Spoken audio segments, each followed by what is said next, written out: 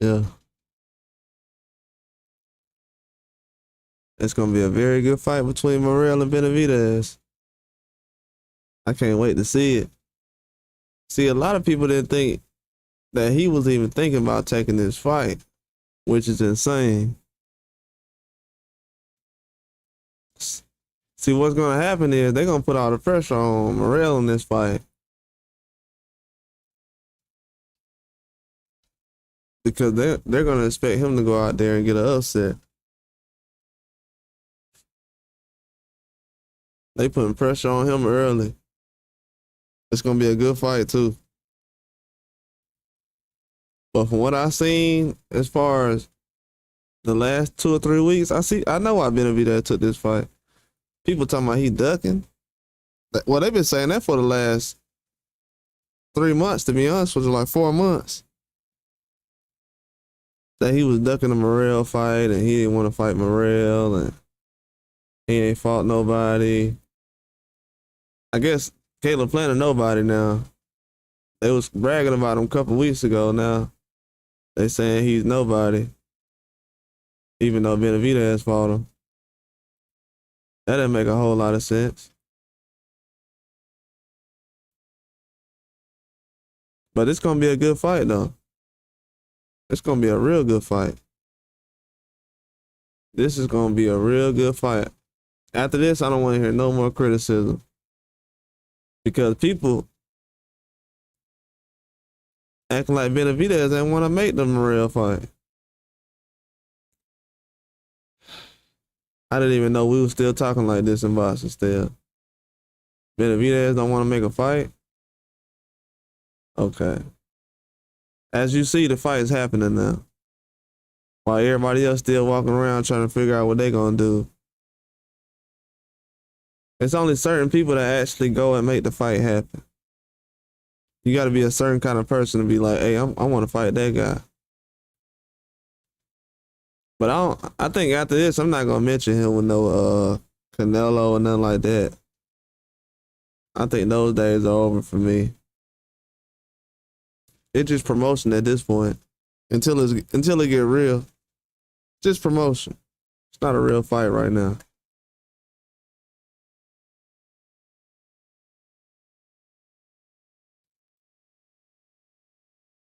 I just look at it like it's promotion.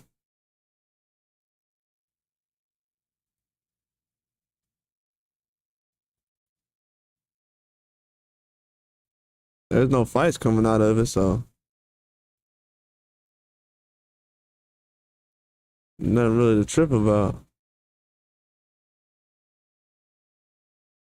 But there's a lot going on in boxing right now, though. I like the fights they're making.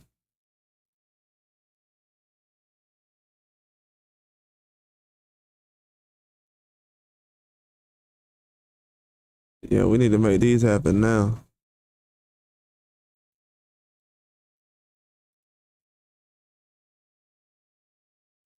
I think waiting longer would just be a huge mistake right now.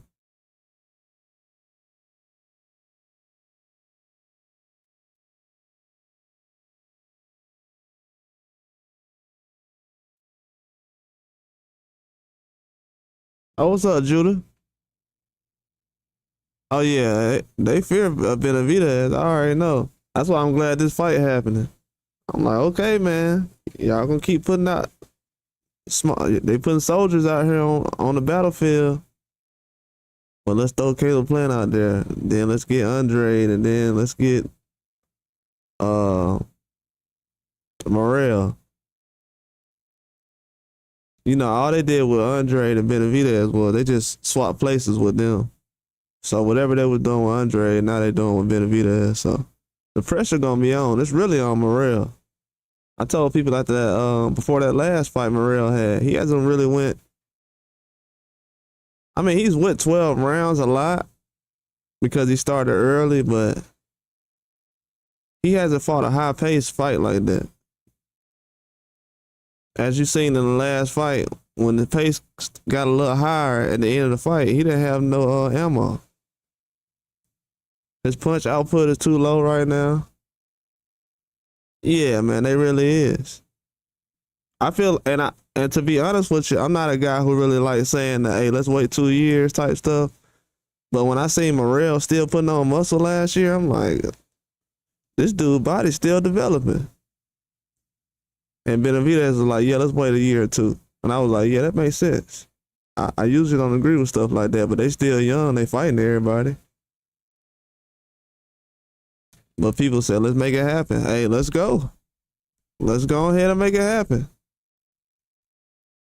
Let's go ahead and make it happen. Because you know why? That way, Morrell won't be in the way when it's time to fight Bivol and Benavidez. They'll just have Benavidez step in. I know a lot of people say Canelo could possibly fight that. Canelo ain't fighting them guys. No matter if one of those guys go out there and get stopped and knock out, still don't matter. Still gonna be a hard fight for Canelo. It's just a small guy. Bivol is still a taller guy. It's still gonna be a tough fight. But yeah, Benavidez, man, he's putting pressure on everybody. And one thing that's gonna happen is if Benavidez goes out there and beats Morrell, then let's just say he beats Benavidez or Bivol, whoever win that fight, you ain't gonna be able to catch up to Benavidez after that. He's gonna be on a whole nother platform. Man, he's gonna be a whole nother planet. You can't compare him to Canelo or nobody after that, because he beat the undisputed champion at 75. Then he beat Morrell. So you can't compare him to no other fighter right now. And he's 27. They just gonna set it up to where a lot of fans hey, you gonna have to pick a side. Nah, Canelo ain't fighting no more tough fights. Nah. I think after that John Ryder and Charlo fight, I think the John Ryder fight was because they didn't have that many fighters over there at the zone no more. And you know, Munguia and Berlanga weren't ready. So Eddie Hearn that went and got Berlanga from after he left Top Rank. But he ain't have no 168s like that. The next one they gonna try to squeeze in there is Chris Eubanks. I know a lot of people said Pacheco and other guys, but yeah, Pacheco, he in there, but it's still kind of early for him. He like 23 right now. If he fight Canelo, he gonna be the youngest guy that ever fought Canelo if he fight him at 23 right now.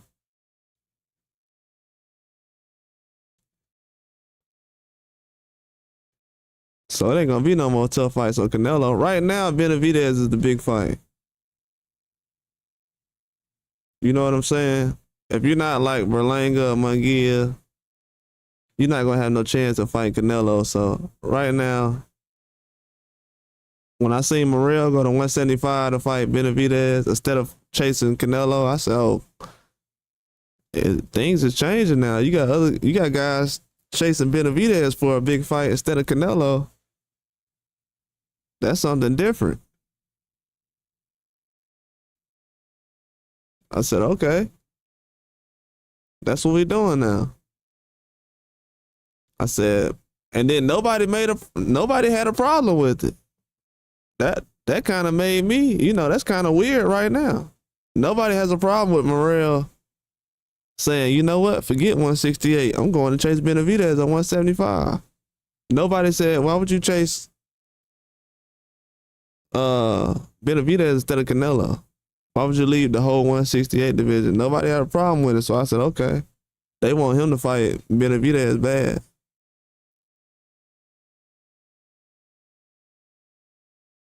And he was right where I thought he was in his last fight at 175. If you'd seen what Benavidez did at 175, yeah, they had around the same type of opponent, but Benavidez, he had a bigger challenge and a better puncher, and I don't know. I don't think people seen what I seen. I think they were so focused on the knockout, they didn't see the work Benavidez was putting in the last fight. And you got to realize just the small things, like Benavidez was punching the whole fight last fight. He was punching the whole fight. I think Morrell's defense was decent, but he was punching the whole fight. Last fight, Benavidez. Morrell arms got tired. I said, it's a red flag. And that would have been Benavidez in there instead of Hot Rod. Yeah, you can do that against Hot Rod. Take off the last 2 rounds. You do that against Benavidez, you're gonna get stopped.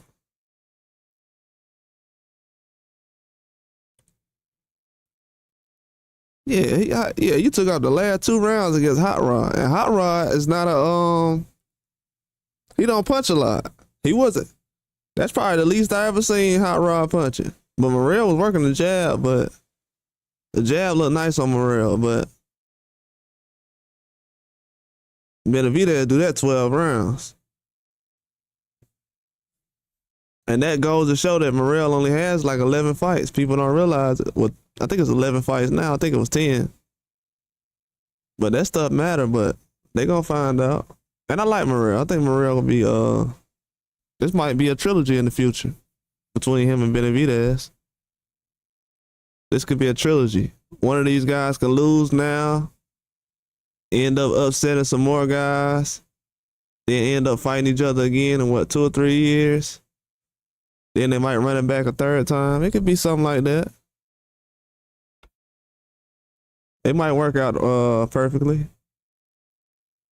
I watched Morrell versus Hot Rod, and I watched Benavidez versus Bozic. Benavidez a little better Benavidez a little better. I don't know what people was looking at.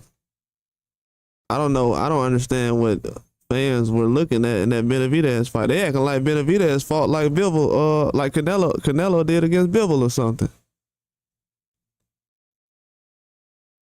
I don't understand that. Fans will sit here and see Canelo do nothing against Bivol. Then they'll see Benavidez box with a guy for 12 rounds and they'll say, man, he look bad. Nah. It don't make no sense.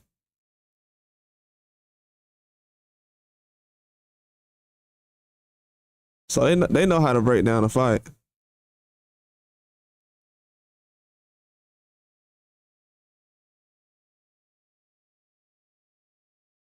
Yeah, Morrell got super tired. Yeah, he did. He was getting Bozic bad. Because in the middle rounds, I'm like, ooh, man, Bozic, you know what I'm saying? He going to work right now. Then I seen Benavidez busting his nose with that jab. I was like, nah, it ain't finna go that way. I said, it's not finna go that way tonight. And Bozic a lot better than people think. Bozic a bomb, bro. Like, what? People think Bozic. I wanted to see Bozic fight Morrell. I wanted Bozic to fight Morrell, and then, but this worked out perfectly. He could probably still fight Morrell. He could probably fight him next. But I wanted to see Bozic fight Morrell though. Oh yeah, it is. Yeah, it's an easy bag. It's an easy bag. It's an easy bag. It's definitely gonna be an easy bag. The way they talking, them odds gonna be nice. I don't know. Vegas they don't really mess around lately, so they ain't gonna try to give away too many odds. But them odds gonna be nice on Vegas. To be honest with you, you're making a good point because the odds gonna be good on the next probably 20, 30 fights. These gonna be some good fights to catch up on the odds. Yeah, Bozic is an animal, dog. What? And I don't think. See, people don't understand. They'll find out Saturday. But Benavidez got a nasty jab. I know everybody think he a power puncher. His jab is what get people out of there. So they gonna realize that Benavidez got a jab too, and his jab is what get people out of there too. So yeah, man, they gonna find out about the jab. But yeah, Bozic is an animal though. He can punch.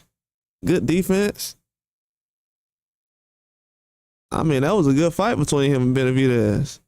You know how it was a good fight? Hey, you know how I know it was a good fight? Everybody was talking about that fight after the Frank Martin and Tank fight. I kept hearing people say, you see how Benavidez did? I'm like, man. There was a lot of fights on that card, but that's the only fight they're talking about. So they know it was a good fight. As you seen, Morrell had a similar performance, and nobody talked about that performance. So, but I think Morrell, that fight did him good though. He needed that experience. That was a good opponent for him. Oh yeah, they definitely want to see him lose. They definitely want to see Benavidez lose bad. They definitely want to see it lose. I heard people saying about time and finally today. I'm like, these dudes 27 years old.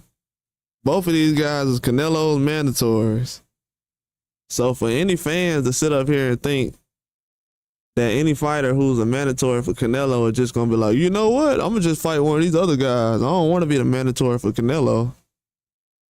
Why would I fight Canelo? Then they'll sit around here talking about how everybody don't want to be the best. Who would turn down a mandatory for Canelo to go fight somebody else? People acting like Benavidez just like, you know what, man? I'd rather fight Morrell. This Canelo guy, he ain't that good.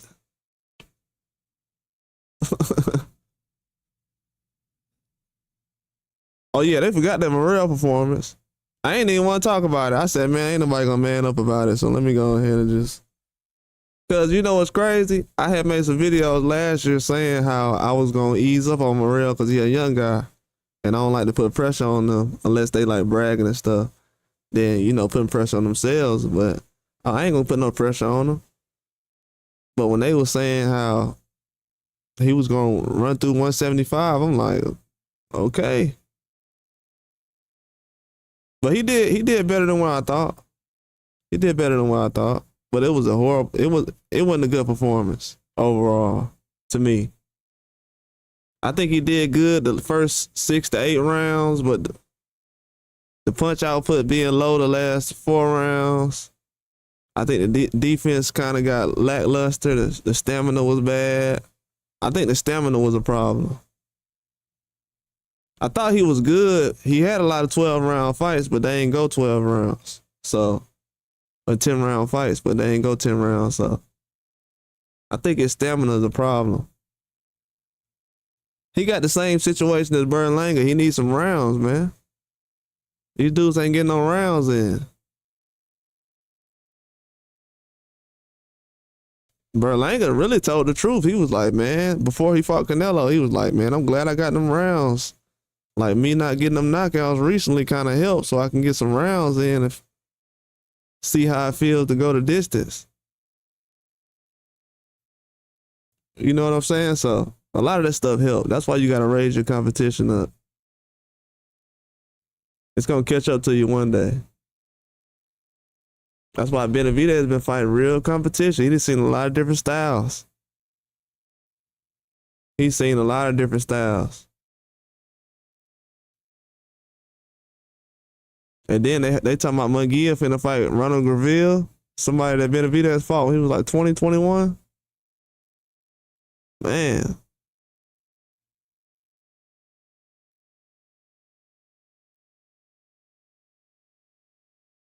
Yeah, that's what I'm saying. Bro, that's what I'm saying. The dude that sparred everybody. Sparred Bivol, Triple G at 15, probably younger than that. Yeah, he's seen it all right now. And he's had a fight at 175 against a good 175.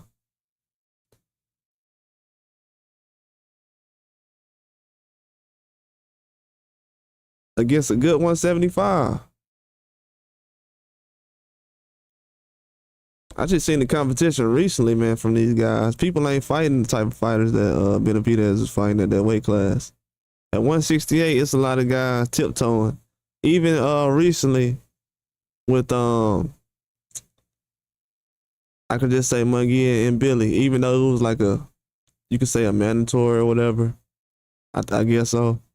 But probably wasn't. But they fought Derevyanchenko. Derevyanchenko like a 154, 160. When they fight him at 68, they wouldn't let Benavidez fight Chico right now. They say he too small and everything else, so he getting judged different. But it's gonna end up turning out like how they did Daniel Dubois. Had him fighting all them tough fighters. Then after a while, he gets so used to fighting tough competition, he end up becoming this top talent.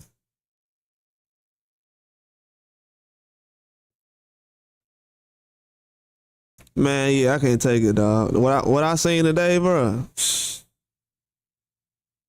From what I seen today, people talking about, man, finally you fought Morrell. I'm like, finally. Morrell got 11 fights and he just fought recently. When was Benavidez gonna fight Morrell? When he had 5 fights? What are these fans talking about, man? So they expected Benavidez to fight Morrell when he was 5-0. If I look it up right now, this man was probably 5-0 like in 2020 or something like that. 2021. And they like, yeah, man, why he ain't fight Morrell? Because he got 10 fights, man. Let the man get some rounds in first.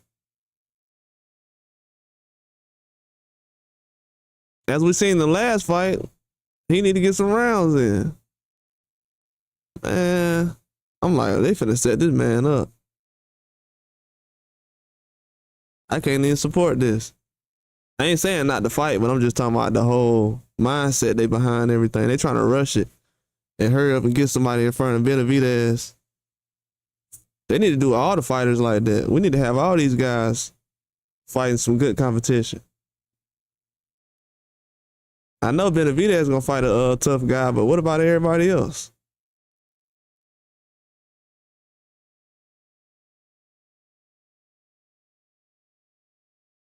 In Vegas, yeah, this gonna be a good fight, man. I'm gonna be honest with you. Might make it happen. I might go to this fight. They got Rayo and Pitbull on the co-main event. That Tank Davis card gonna be good though. The one in Houston. I ain't gonna lie, that's gonna be a good card.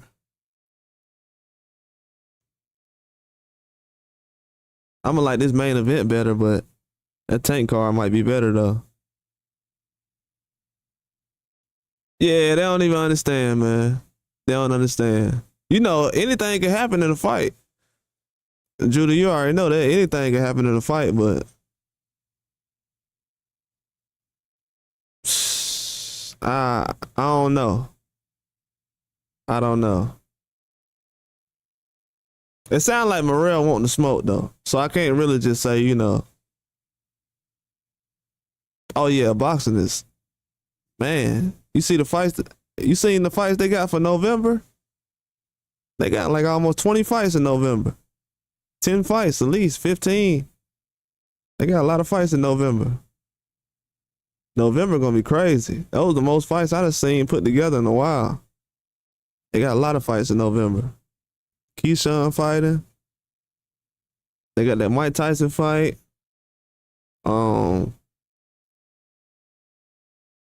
I know everybody ain't hype about that right now, but I just know when the day get here, internet gonna go crazy. Yeah, he done been in there with too many guys. Like for him to be sparring Bibble 2 or 3 years ago, I feel like what's his name? Morrell is kind of behind right now.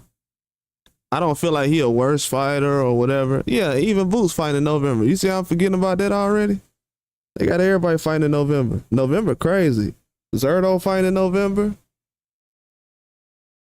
Man, November is loaded, man. I just seen Floyd Schofield got a card. He gonna be fighting with the Fondora's sister on there. She got some hands too. She gonna be on the card. Fondora's sister got some hands.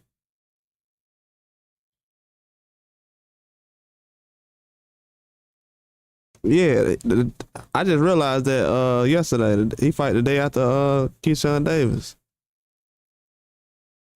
Yeah, that's gonna be crazy. See, if I stay close to Philly or Virginia, I could have went to both of them fights.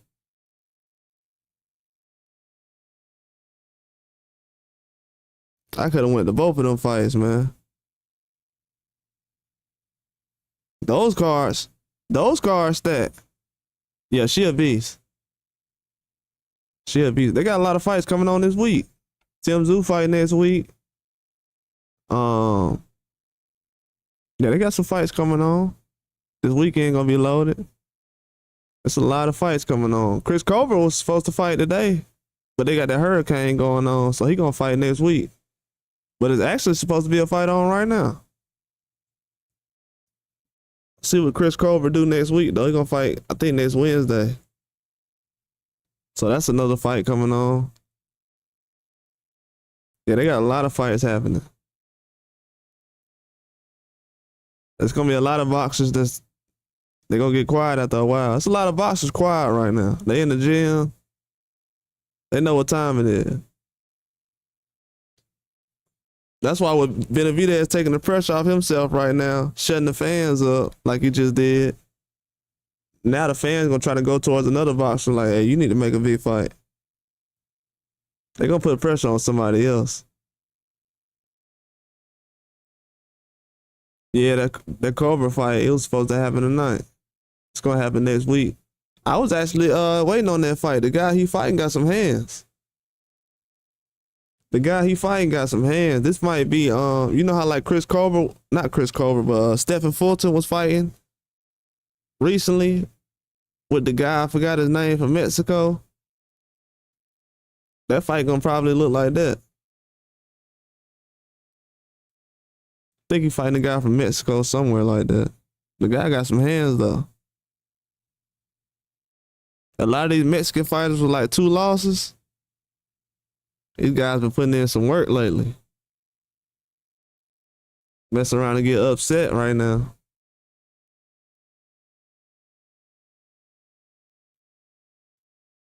That's definitely going on. It's been some good fights going on lately though.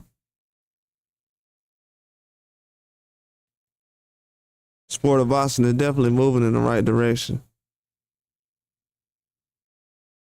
I think Turkey Out of Sheet doing some good stuff with this whole situation. It's starting to make a lot of sense now. Oh yeah, I still rock with Chris Colbert. Yeah. Yeah, I still rock with Chris Colbert. I might not agree with everything he does, but I still rock with him. He take tough fights. And he didn't have to fight Rayo. No matter what nobody say, he did not have to fight Rayo again. He gave Rayo that rematch, got knocked out, took it on the chin like a man. And walked forward, came forward. He wasn't running or nothing. So yeah, I rock with him. No, I don't think we are. You can follow me on there though. I got my name on there. I don't be on there that much. I be trying to post more though.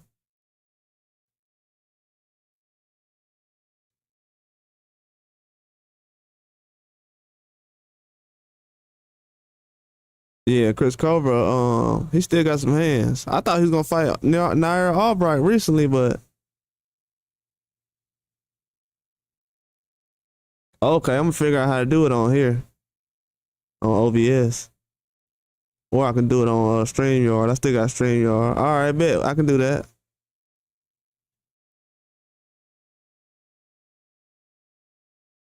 Yeah, you can follow me. I'm gonna follow you back.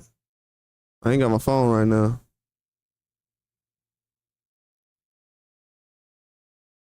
Yeah, you can get on the next one. I'm gonna come on StreamYard when I do it. I'm probably be on here tomorrow a couple times. I was gonna be on here a couple times a day, but I just wanted to get on here and talk about this for a little bit.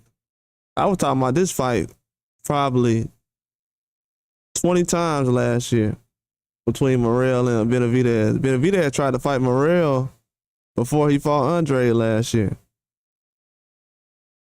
Like last summer, he tried to fight Morrell.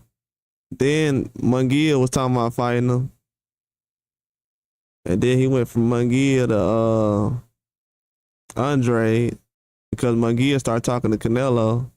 So he could have been fought Morrell.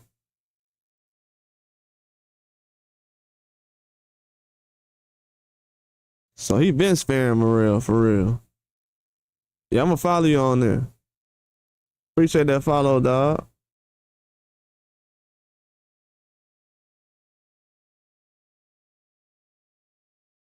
Morrell been getting spared for a minute now. And I like Morrell though. He a dog, man. One thing I done learned about him is if he calls somebody out, he gonna fight him.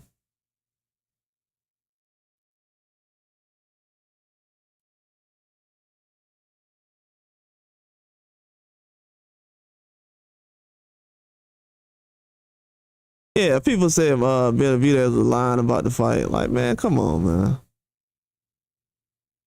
Why would he even lie about trying to make the fight happen? But what I'm saying is he's getting pressure on him like he's one of the faces of boxing. They treat him like he one of the faces. Like, we need you to carry.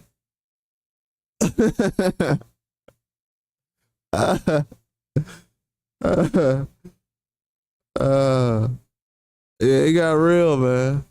It got real. I thought, hey, he got a couple of them because it went from that situation to I thought Morrell was gonna fight Caleb Plant. I thought he was gonna fight Berlanga before Canelo. Then Christian and Billy. That was gonna be his mandatory if he wasn't gonna fight Canelo. So he said, let me just go ahead and fight Benavidez. I thought he could have got with Billy, but still, he went ahead and went for the Benavidez fight.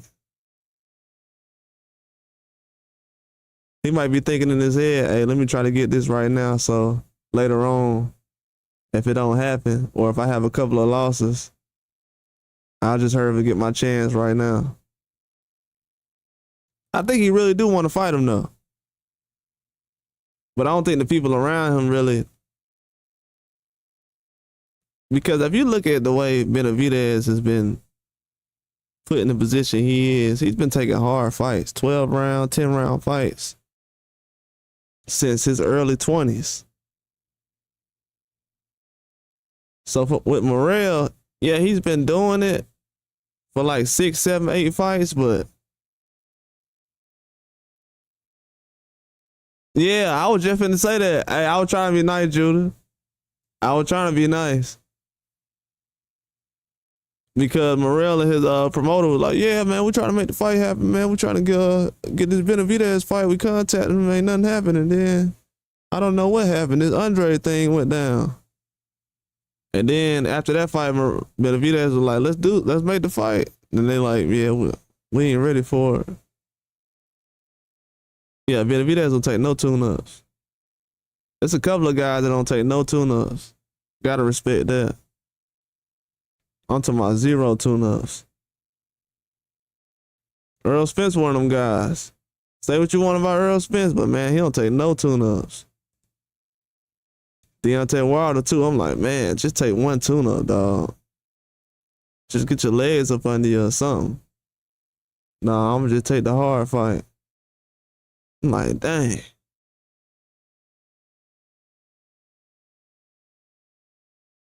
So yeah, these guys do it. Yeah, me too. But you know, as a fan of boxing, you know this too, Judah. If we say they rushing him, they gonna say, oh man, y'all just afraid, or you don't want the sport of boxing to grow. But they don't understand some guys need 1 or 2 more fights. See, if Berlanga would have had 1 or 2 more fights, like I was saying, he could have possibly did some more extra work on Canelo because he wasn't really spent at the end of the fight like that. I think he had more in the tank at the end of the fight than Munguia. Even though Munguia was more competitive all the way through the fight, I think Berlanga, his gas tank was better at the end. You know what I'm saying? So if he would have had 2 more fights and could have adjusted to Canelo a little bit better, he would have been all right. He would have been good. That's the difference, though. Fans don't understand it. They were like, no, let's make it happen now. Okay. 1 or 2 more fights would have been a good fight for Berlanga. Now he want to run it back. Even Munguia, he like, man, I learned a lot. If I would have did this, and this, That's because you needed 1 or 2 more fights. That's why. I know you got 30, 40 fights, but you need 1 or 2 more. Derevyanchenko ain't gonna get you ready for Canelo or John Ryder. That's why a lot of times you gotta take a chance. See, if Berlanga or Munguia would have fought Morrell at 68, then fought Canelo, oh, they would have been a lot more ready. They would have fought a bigger body, somebody stronger, a pressure fighter. Morrell ain't really fought nobody who went toe-to-toe with him recently. Hot Rod was the closest thing to somebody who went toe-to-toe with him. He said whoever's sober gonna win.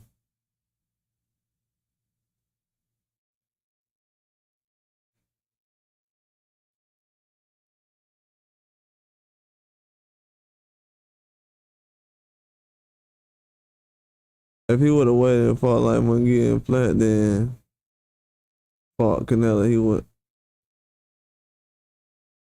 Yeah. You're right.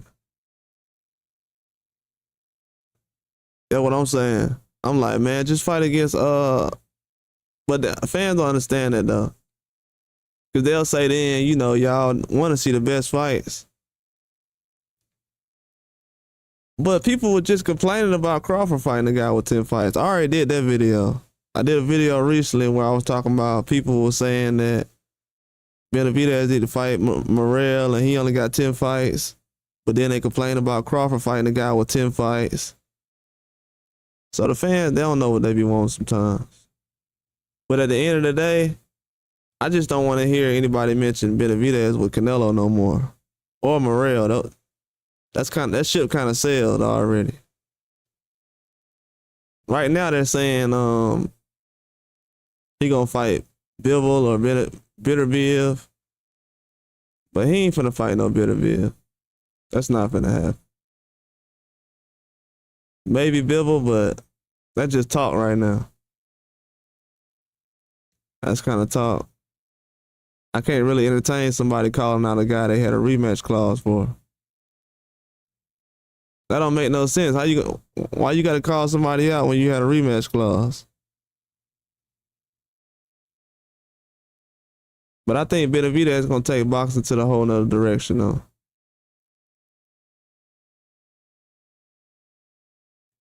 I know this weekend it's gonna be $15. You said that Fisher and Allen? Yeah, I'm trying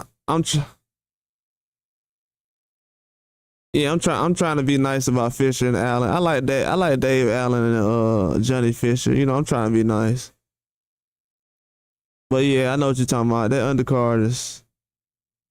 I ain't gonna lie though. Last time I said the undercard was trash, I'm gonna be real. The last time I said the undercard was trash, I think I said that Fury undercard was trash. I ended up liking it. That was actually one of my favorite undercards. So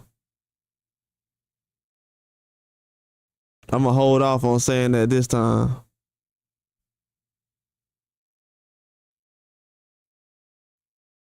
I think a lot of undercard that people like that didn't think they would like it was the Haney and Ryan card, the undercard. That undercard was good. People thought it was gonna be boring. But some of these undercards that look trash, they end up being good. They just don't have no big names on there.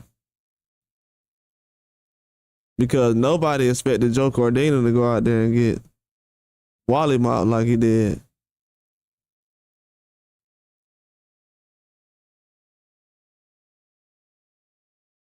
Yeah. Yeah, they say it. But Judah, they say anything, man.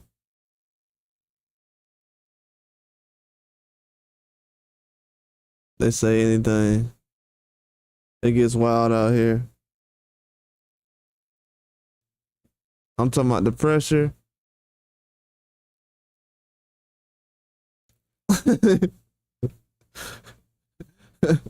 He's just off, man. He's just off, man. He don't like we talking about Canelo.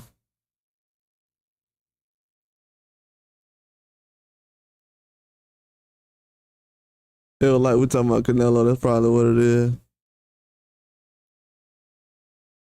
Benavidez putting pressure on these people.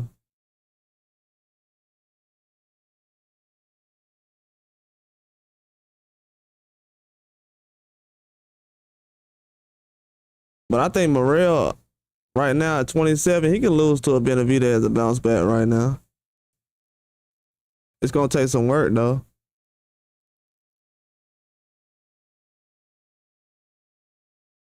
It's gonna take some work.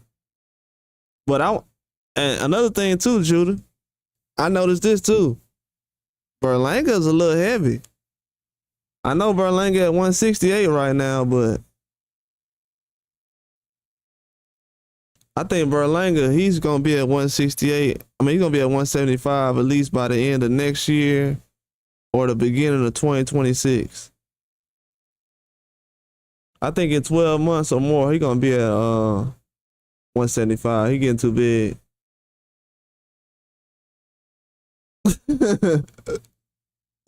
Yeah, I know he tripping.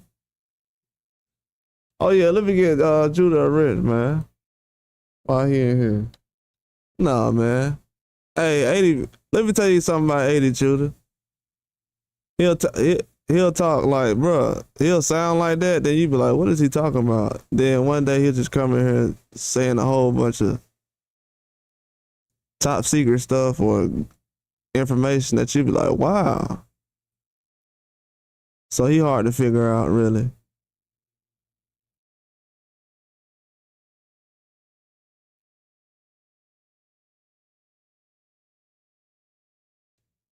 Yeah, I haven't even figured him out yet.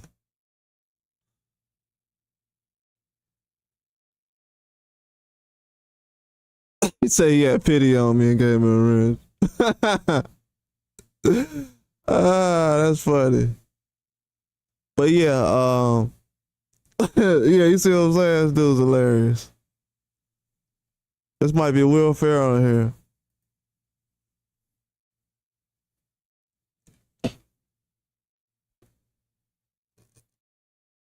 Bad, but that's definitely the matchups I'm seeing right now though. It's gonna be crazy, man. It really is. I'm seeing Benavidez pulled in all kind of directions. I've heard Turkey Al-Sheikh come to Benavidez and ask him. Turkey Al-Sheikh asked Benavidez, will he fight Usyk? No, hold on. I don't want to be wrong about that. Not Usyk. I know he said Terrence Crawford. I think Benavidez said he would fight Usyk one day. But he said some kind of name that was crazy. I think he said cruiserweight or something. But they want him in every direction. But they asked him to fight everybody.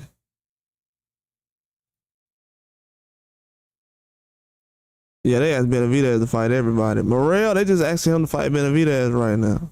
So I know what time it is. They want him to take Benavidez out.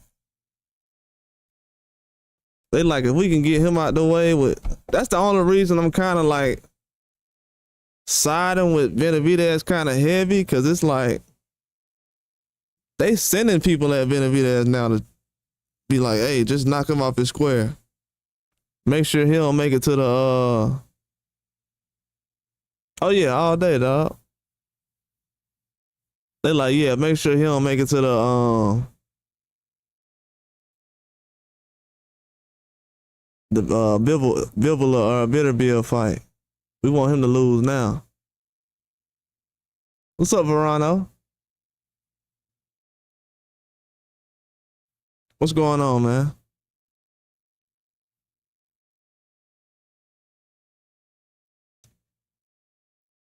Yeah, what's going on? But I had seen a clip today where Canelo had said recently, I forgot to tell everybody, but I'm gonna put the video out when I get off of here. Canelo said recently, he said, man, I don't even pick my fights, man. He said, the fights y'all been seeing, I don't even pick those fights. So now I know Eddie Reynoso be picking his fights now. I knew he wasn't picking the fights last time. Oh yeah, appreciate that, Verano. You know you my dog. I was like, I knew Canelo wasn't talking about he he thinking about Crawford. Because when he said something about Crawford fight, he was like, yeah, I'll think about it. He was like, yeah, I ain't got no problem with it. This was like before he fought Charlo. And I was like, wow, they asked him about Crawford. But it wasn't no big deal. He was like, I like Crawford. But then that's when everybody said, what about Crawford? What about Crawford? He's like, man, forget about that, man. Y'all keep asking me about that every day.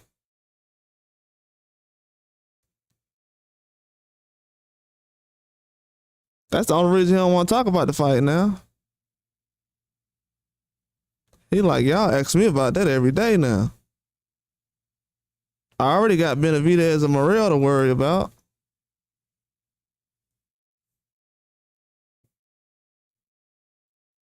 So I can see where he's kind of getting frustrated. The names he's hearing from the media ain't the names that he probably hearing around his team. But he know everybody want to see him fight Benavidez right now, though.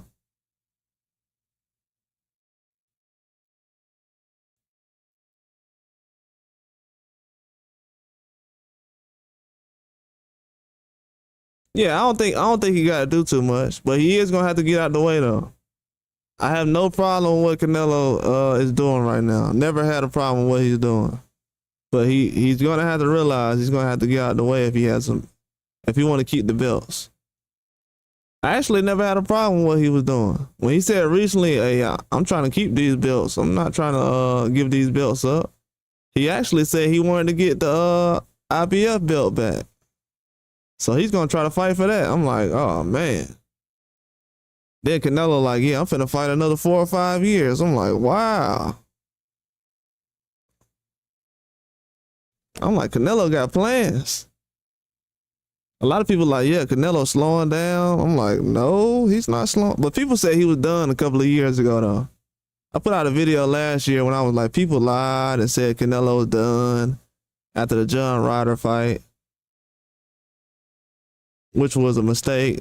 He been boxing well ever since. Been using the jab well. Canelo been boxing well these last couple of fights. Not gonna lie, Canelo's still getting better. He boxed well in that Munguia fight. I was impressed. I'm usually not impressed. I got high standards for Canelo, but in that Munguia fight, I was impressed. And the Berlanga fight too.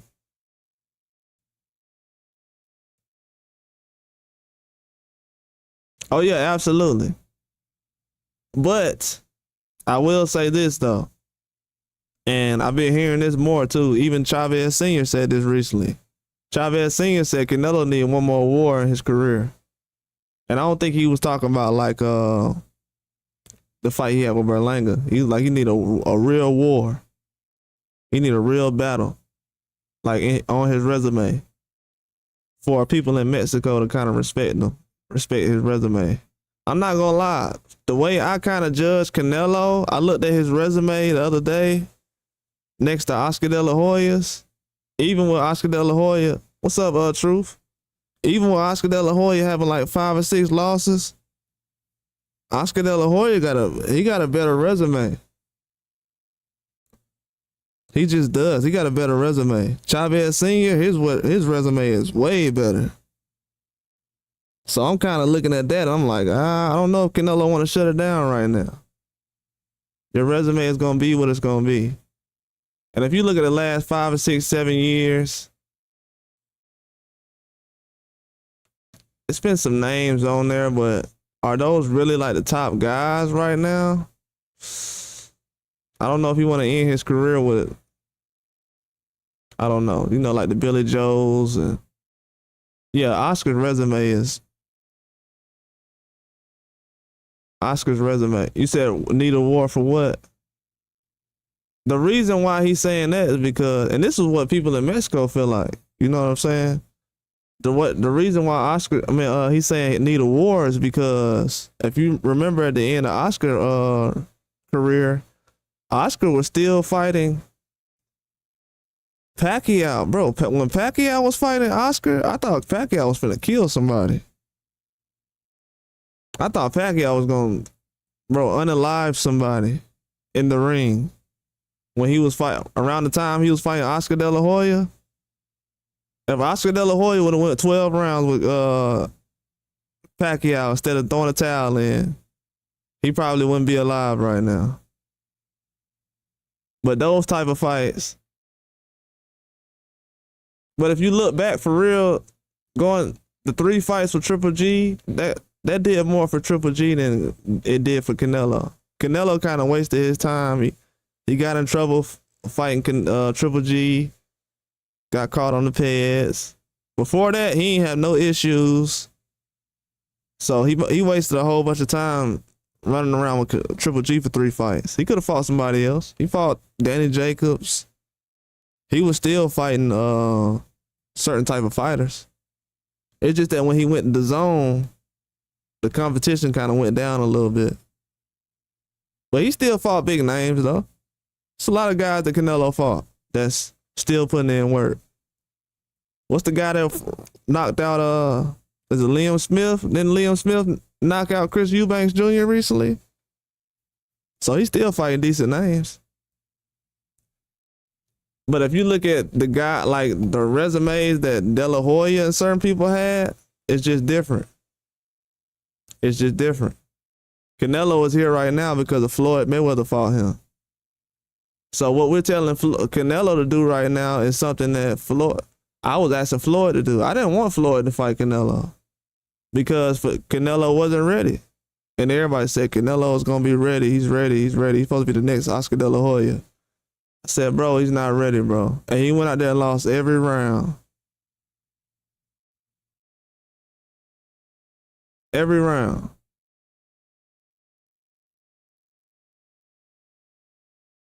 So that's why I sit up here and be like, I don't know about his resume.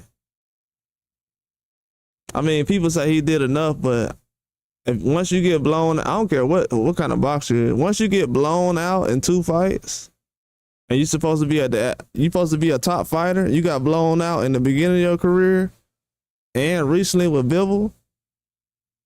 And then we got fans now talking about he need to run it back with Bivol for a rematch. This ain't just for Canelo, this any boxer. I've never seen a boxer almost lose every round. And people say, yeah, we want to see a rematch. He should run it back with Bivol. For what? He lost every round. He lost every round. If he ain't fighting the tough fights, why would we even have him go rematch a guy that he lost every round to? Almost. That makes no sense. So that's what I'm saying. Like, I have no problem with what Canelo is doing, but what is he doing? Because right now you're going to have David Benavidez fight David Morrell, and then you're going to have him fight, Bivol and Benavidez? And for some reason, fans are automatically assuming that Benavidez is going to lose to Benavidez. He might go out there and beat Benavidez. He might do it. Let's just say he go out there and beat Benavidez. He ain't going to need to fight Canelo. It's not going to be no reason to fight Canelo. Canelo's going to be 35 probably around that time. He's going to turn 35 next, summer? I think it's 34, 35. No, he's 34 now, so it's going to be 35. He's going to be 35 next summer. By the time that him and Benavidez talking about fighting, it's going to be too late. Benavidez has already gotten heavy. I said Canelo should have fought him 3 or 4 years ago when he was running around trying to spar Bivol. I said, man, you need to fight him now. This dude he's sparring Bivol now. And I think this was before Canelo fought Bivol. Jesus Ramos versus Shiraz. I got Shiraz. I think Ramos at 54. I heard they talking about Ramos trying to fight Charlo or something like that. I don't know. That's a tough fight. That's a tough fight. That could be a draw. Both of them guys really don't get knocked out like that. But I got Shiraz in that fight. You got Bivol? Yeah, I mean, I like Bivol more than Benavidez, but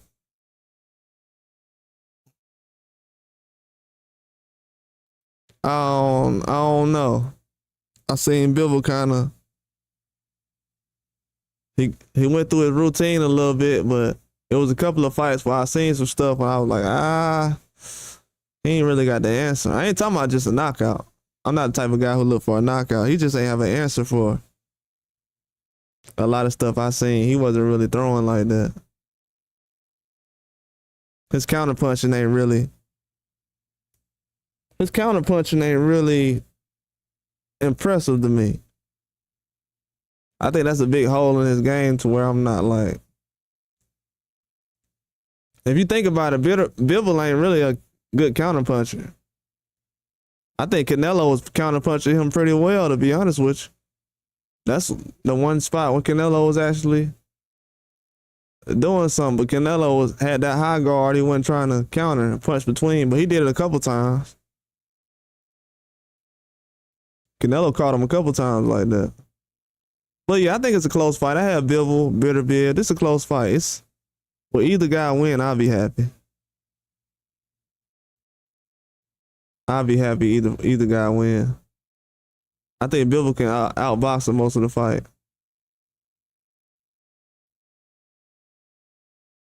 Man, I keep forgetting that that fight is this weekend.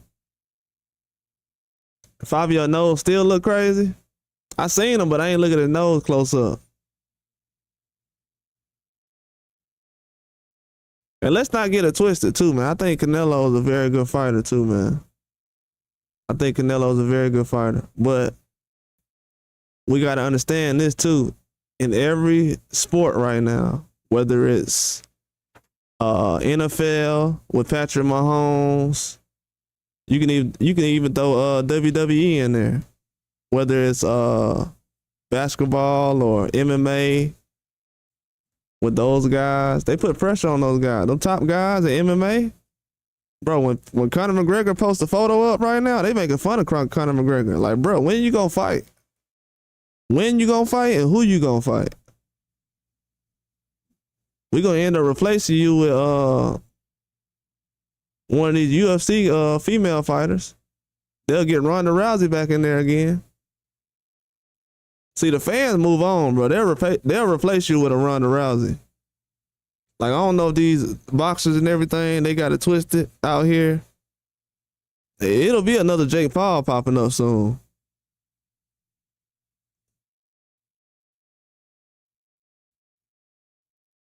That's why Benavidez is like, man, let me go ahead and make my fights now.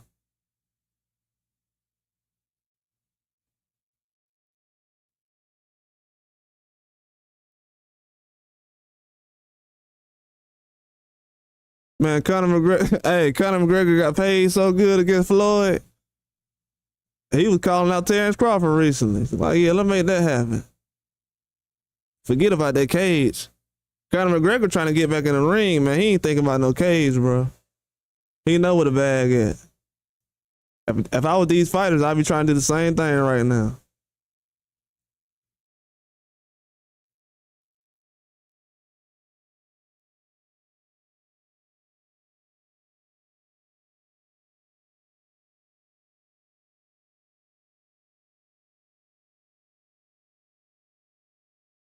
He said the injury from the summer at 39, I feel the injury will start to aggravate. Yeah, I seen his leg. I was watching him work out during the summer before he hurt his leg. He looked like he was dragging that leg during the summer. And then they say he hurt his meniscus. So you can kind of see it in the video. I ain't really see him moving around in the workout. I'm gonna have to watch it later on. But yeah, during this fight week, I'm starting to realize now, even if you make a prediction or something, you got to watch all this stuff at the end of the week, even the face-off. Hey, if y'all go back and look at that face-off, I'm going to tell you why face-offs are very important. Go back and look at that face-off during Joshua and Dubois. I watched the face-off right before the fight started, and I changed my pick live on live stream. I said, hold on, man. Dubois look like he ready. Joshua turned his head, was looking toward the crowd. Dubois was looking like, man, I'll push you off this stage right now.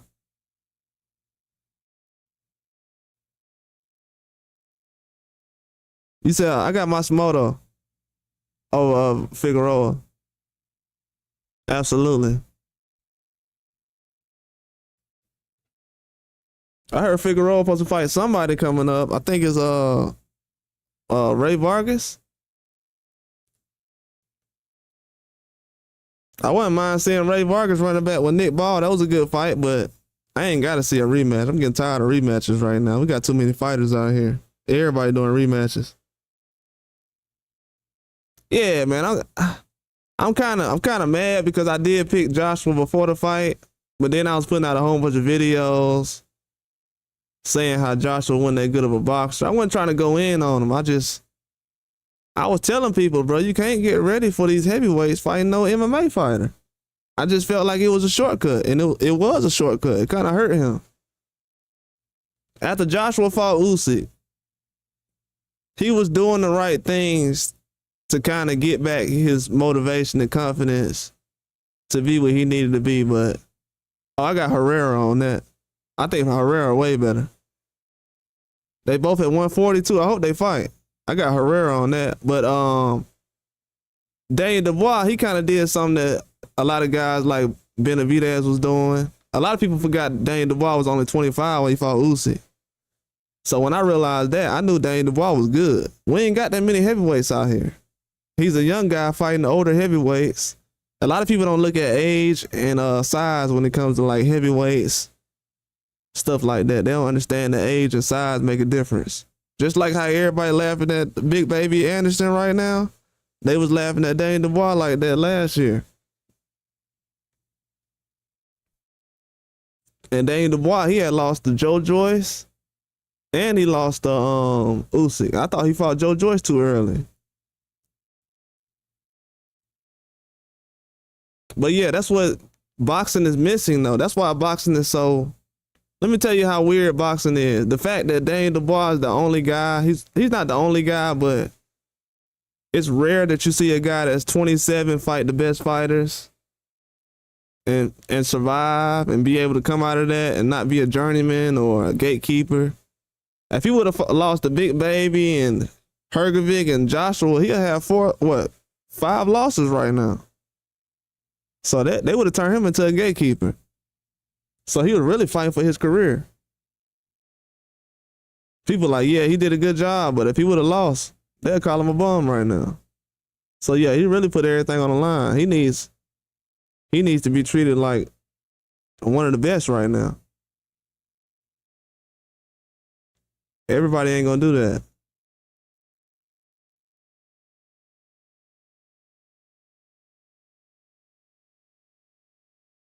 Oh, him and Schoolboy getting a rematch? Ooh, that's on the card. That's gonna be good. I think people slept on Schoolboy last fight.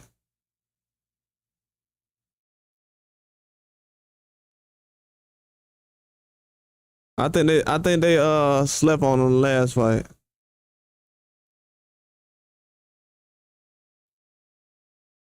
Yeah, I ain't really getting nothing concrete on the Tank Davis undercard yet, so I ain't heard nothing. I'm hearing it from y'all.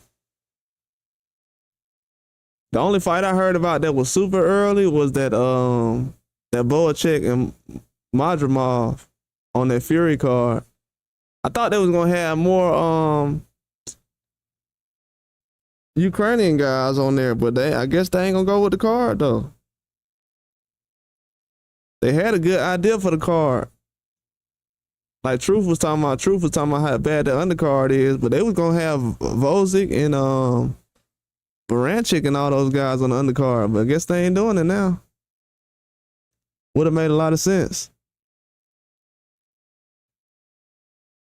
Ooh, that would be tough. Man, they gonna do that?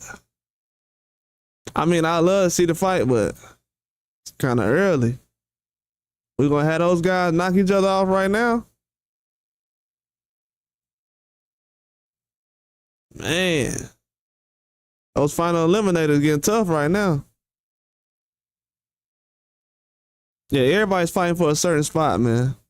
Right now, I'm gonna tell y'all the truth. A lot of guys know that Turkey Al-Sheikh he ain't gonna be putting fights together forever, so the money gonna run out eventually. Not saying he gonna go broke, but he ain't finna give everybody $50 million to fight, so guys trying to get strike while it's hot. Yeah, that undercard is horrible. Undercard is horrible, man. I was very disappointed seeing the undercard. They could have got a lot more talent for the undercard. But you know, Eddie Hearn and all those guys, they kind of spread thin right now. They've been putting on consistent fights since last July, June? Since the Fury card, for real? You can say that? Yeah, I know Eddie Hearn kind of spread thin right now. He had a decent card on with the who card was that?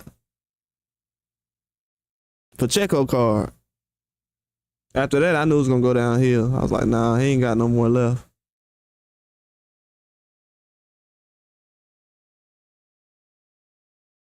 Yeah, I know. Yeah, I can feel you on that. Yeah, I agree with that. I agree with that. He do got his favorites. That's gonna definitely happen. Yeah, he got his favorites. Everyone does.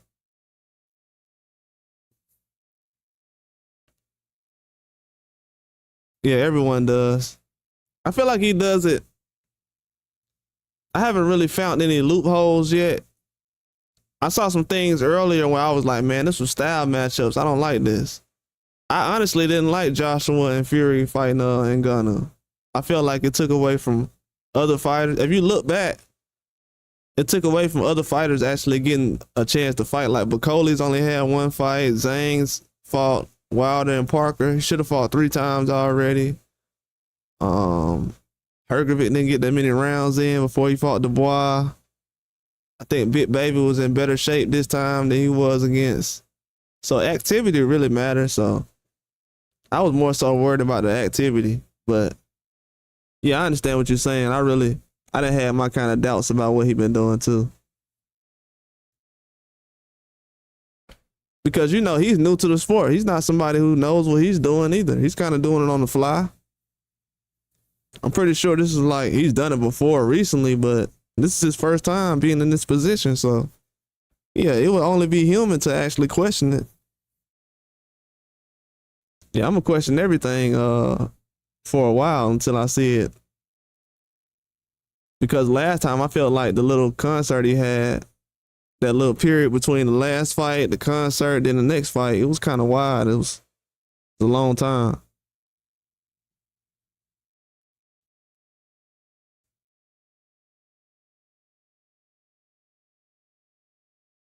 Yeah, that was wild. That was wild. Yeah, that was wild.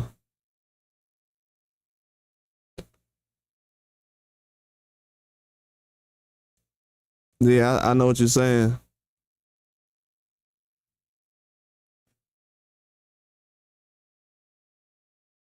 Yeah, I seen that.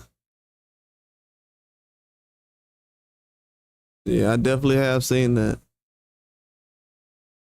But I try to keep it in perspective. Like, are these other, like Eubank said recently, you know, these other promoters, they haven't even been putting on the good fights either.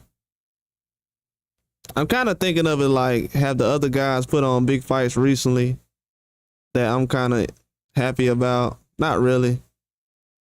So we kind of, at this moment, we kind of stuck with Turkey Al Sheet. If not, we're just gonna go back to having the fights just like same guys in the same stable, in-house fights. But yeah, I understand what you're saying though. It's like a trust thing. Like, are we getting the same? Is it a competitive advantage going on? I don't like the scoring of the fights. I feel like they don't score boxers good, like guys who can go in there and box. I feel like a lot of that hasn't been going on well.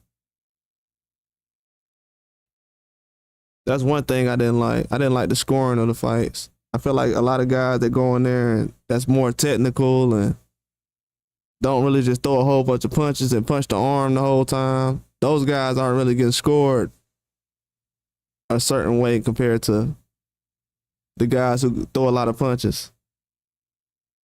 They grading guys who throw a lot of punches way different.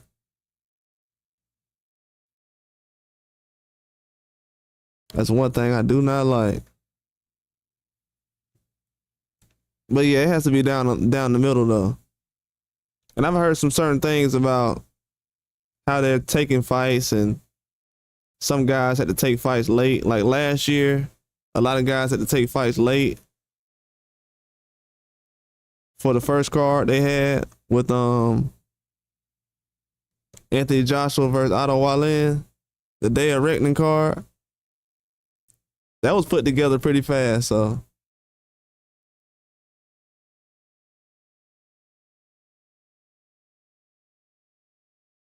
yeah, a lot of these cards getting put together pretty quick. I think the next couple of months though, we're gonna figure out what's going on probably next year. Especially after all these guys win and a lot more people call each other out.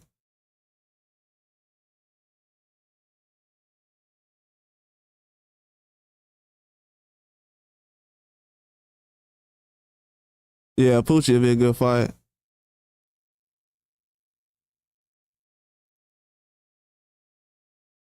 Yeah, ever since the Breeders' card, it was kind of weak.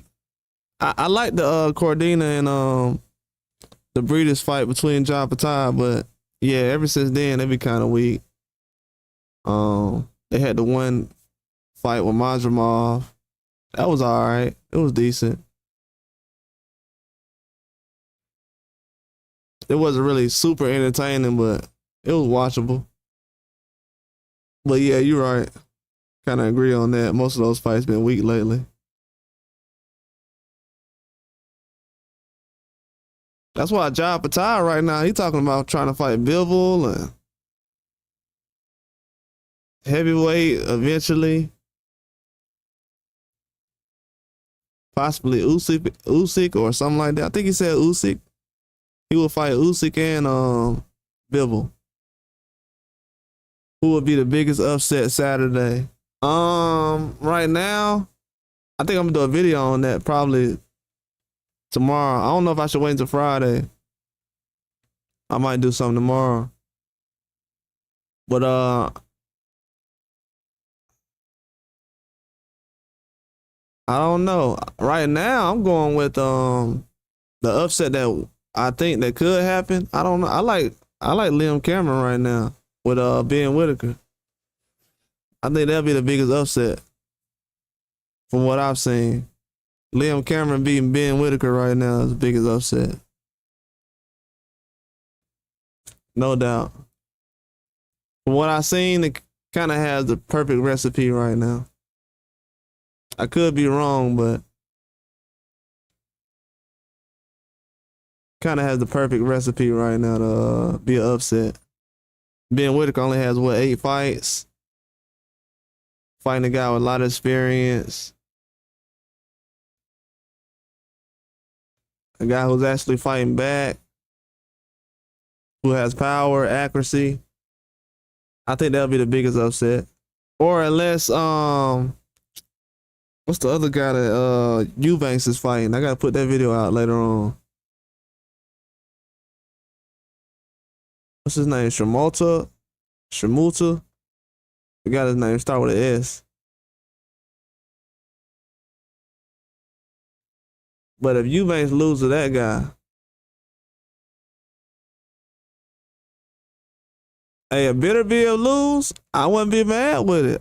Hey, honestly, I wouldn't be mad if Benavidez lose, Judah. To be honest with you, I'm going for Benavidez, but I'm gonna be honest with you. Bivol winning would be a better option. I'm gonna tell you why.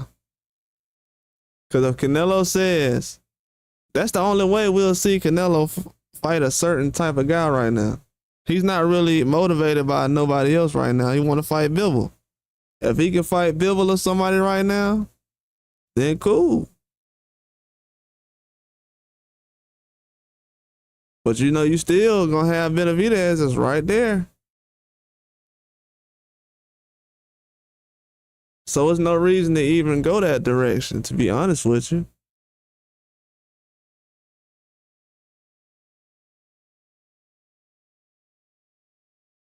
But that would be a good option though. If Bivol goes out there and outboxes Benavidez, that'll be good for boxing too. because a lot of people saying right now that the power puncher is the guy who's more dangerous in boxing right now. It's funny because a lot of people, when Floyd Mayweather was fighting, nobody said that the knockouts and everything was more important or the most important thing in boxing. When Floyd was fighting, it was all about skill. And with me, it's still the same way. It's all about skill first. I can find somebody who got knockout power, but it got to be about skill. And you got to have a chin, too. A lot of these guys don't got any chins. Can't get up from a knockdown. Now, nothing wrong with getting dropped, but when you can't get up, like the American effect, that's when it's kind of bad.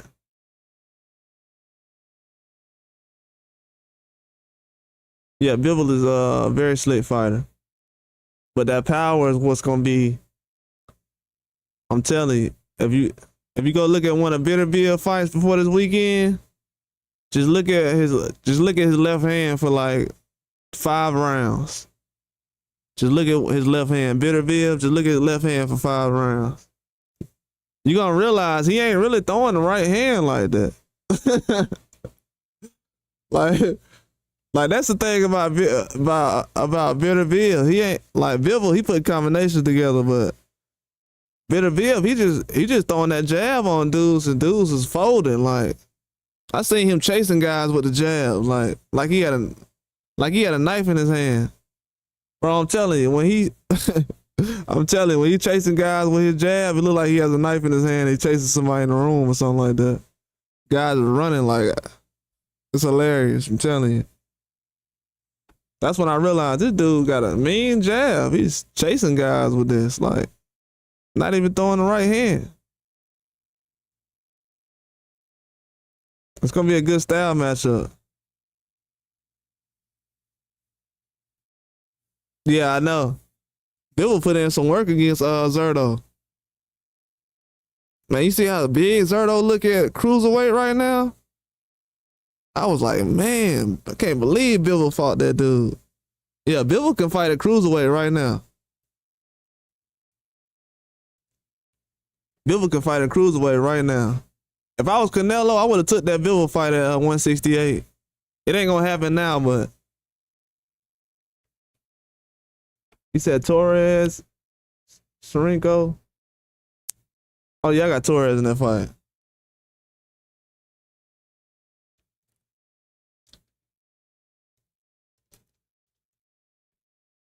Yeah, they got some nice prospects in boxing right now. These dudes better step up, man. These prospects different these days. I can actually say the prospects are boxing better than the pros are right now. They working on a lot of stuff. When they box and they not just going for the knockout. Some of these guys working on too much and end up getting knocked out, but it happens in boxing. But yeah, they got some nice prospects in boxing right now. A lot of guys young, they start fighting competition fast. You know, Jared Anderson's still 24. I still be looking at him like a prospect. You know, that it just happens like that. But it's a lot of prospects in boxing that really can make something happen. Like Herrera, like he was talking about earlier.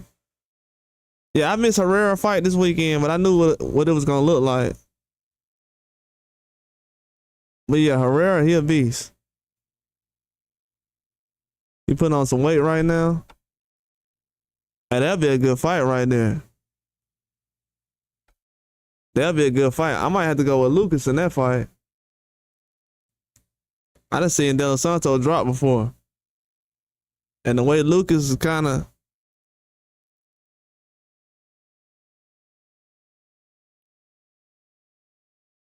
Yeah, I might have to go with Lucas in that fight.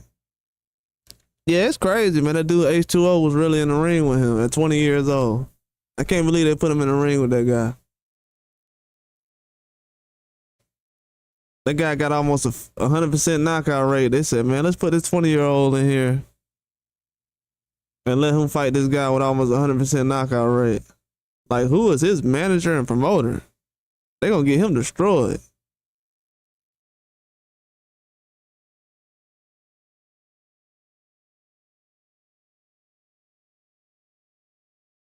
Yeah, I want to see Del Santos back in the ring. Then I didn't know he was that young. I thought Del Santos was like 26. Said he was 24 right now. Yeah, age 12 was winning and everything. He made a name for himself still. Sometimes it happens like that. I know he was the talk of the town. I was just asking myself, I'm like, why is everybody making a big deal over a 20-year-old prospect getting knocked out?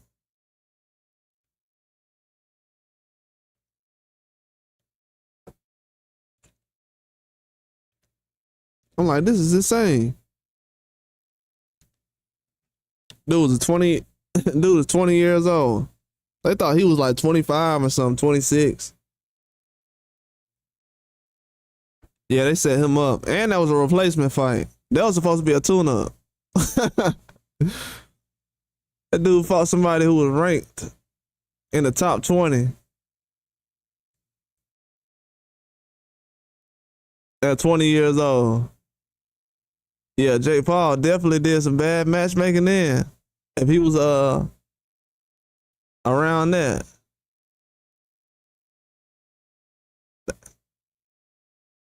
Yeah, 20 years old, you ain't supposed to be in there with that. I'm gonna tell you, like the guys that's top 10 right now, they not even fighting Lucas body right now. They fighting who they fighting at 135? They're not even fighting on 135. They fighting 130s and guys at 140. Tevin Farmer, he came from 130. Cepeda finna fight him. He at 35 now, but they threw him in there with a top dog. Yeah, that was crazy. I kind of felt bad for him. I'm like, people don't know, but he fought a dangerous guy. Yeah, it's gonna make up for some big fights, though. I'm only mad because Floyd Schofield was supposed to fight him and not the Lucas guy. Now they kind of messed up that fight. It's a mirror time. That'll be a good fight. That'll be a good fight. Ain't nobody trying to fight Lucas, though. Have you heard anybody?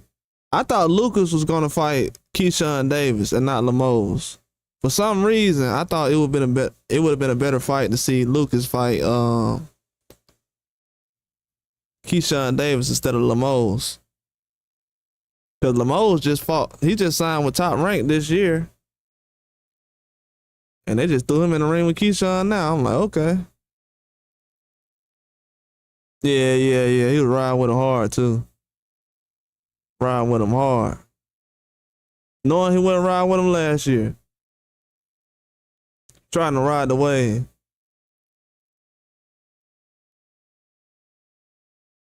Yeah, Miritai, I'm surprised. I think I heard a fight about him. What fight did I hear for Miritai? What fight that was? I heard he had a fight recently that he was talking about. See, he's at 6 weeks out. Yeah, do they got it on the schedule? Who he fighting? Oh, so he fighting on that is he fighting on that card? Oh, let me not say nothing crazy. Oh, he's fighting on the O'Shaquie Foster card. They got 2 fights coming on that day. Wow.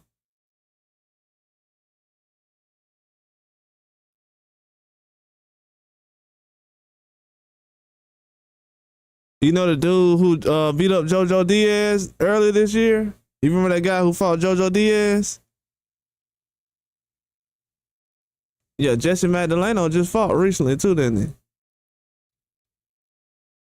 The guy who fought JoJo Diaz earlier this year, Jesus Perez, he fight like I think he fight either like Lemos or Oscar Duarte, one of them. But he gonna end up fighting Miritai. That's gonna be a decent fight. I mean, he all right.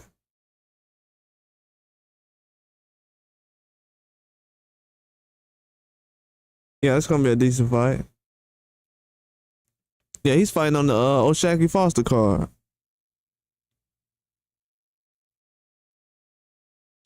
They're gonna make him fight somebody soon. Muay like 1 or 2 fights away from fighting somebody. It's gonna be a Keyshawn or somebody. I know they're not gonna rush it right now,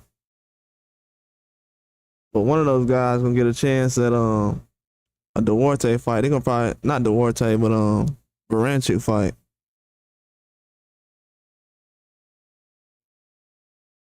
It was Jesus. Jesus, not Duarte. When he fought Jesus. The guy he lost to the first time. I think that fight went the distance. Yeah, he lost to that guy. Sugar Nunez. Sugar at 130. I don't know if Sugar can get him at 35.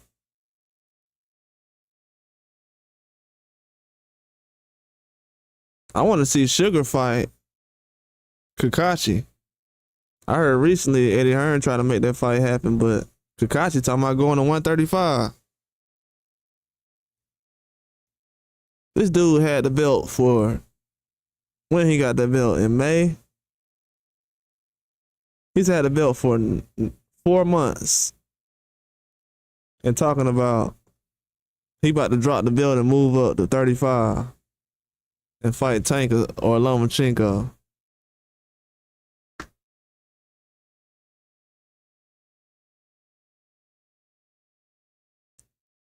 But I think Sugar Nunez got a chance though. He can outbox him. I think Lucas got way more power than I thought though. That dude powerful. He got some hands. I just need to see him in the ring with a couple of guys. I ain't seen him in the ring except for like H2O and a couple of other people.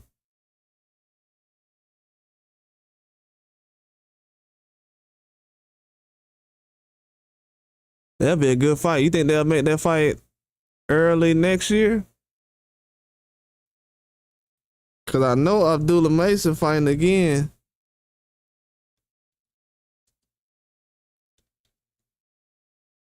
He's not doing 10-round fights yet, is he? That had to be a 10-round fight though. No, he's still doing 8-round fights.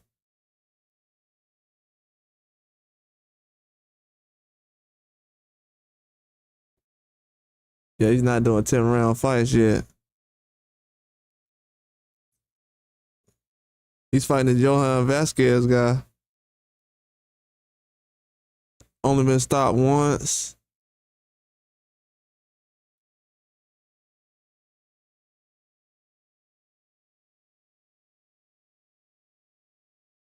Okay. Decent competition. Yeah, I think that fight can happen next year though. If he's fighting 10-rounders. An 8-round fight, he'll be all right. I think he'll be better fighting Yoshino with a 10-round fight though. So this is the 5th, 8th round fight. I mean, he probably could do one more 8-round fight and then go to 10. They moving him fast too, man. He gonna have 20 fights in a minute. Yeah, he got one of them right hands, man. He definitely got one of those right hands. He got a right hand like that.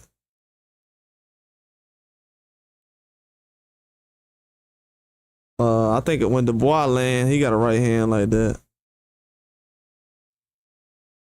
He got a land though.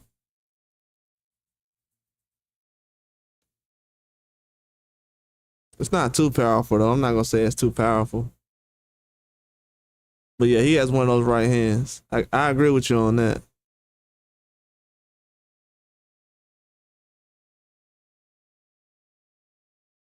I think Machado will get him. That's a good fight too. I'm glad you said that. That might be a real fight. Let me write that down. I know Machado, he's supposed to fight somebody coming up.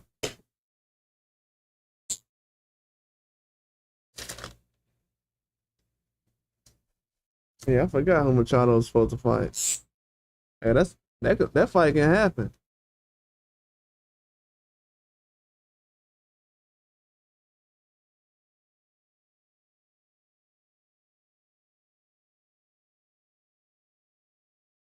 If he can't get a big name, I like to see Matias fight one of those guys. If he can't get a big name in the next fight, Montana Love, yeah, that can work. You can throw him in the mix. He ain't been as active recently, but I think he fought probably. I know. The last time I seen him was on the Paro fight.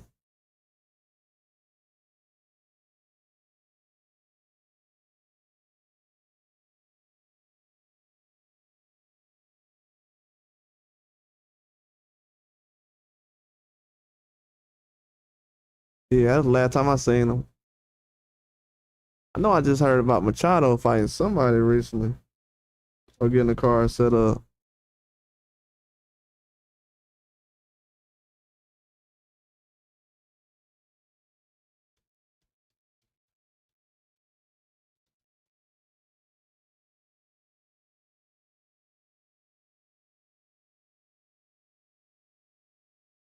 Oh, so he's fighting on the Boots Ennis card. Machado fighting on the Boots Ennis card. Oh, it is? You said Montana Love? Ooh. They ain't said nothing about it. Or you saying Rivera? Or you saying Montana Love?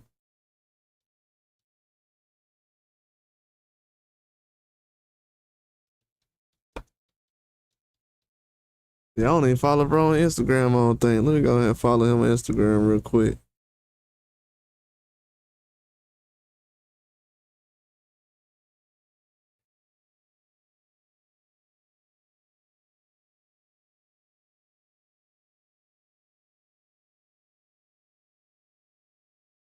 Nah, they ain't pulling nothing up here yet.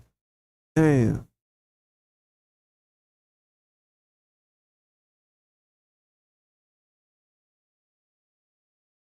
They ain't pulling nothing up here yet.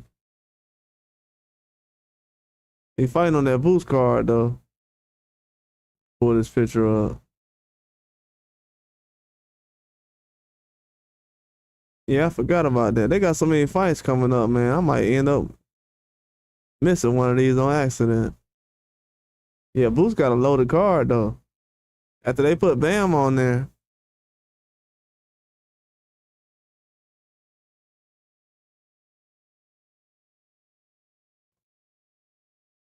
Yeah, that card loaded though. Ernesto a beast.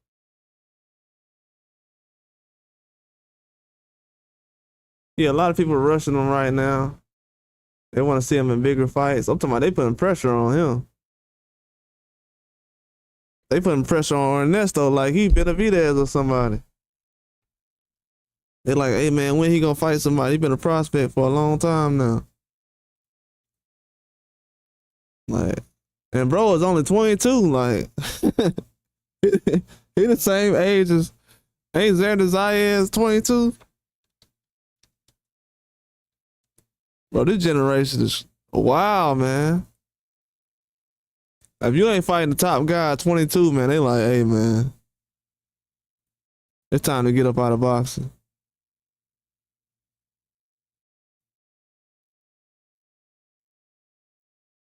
Yeah, 22 years old, man. That ain't. I mean, Benavidez did it, so it's probably why everybody expect that. Set a high standard now.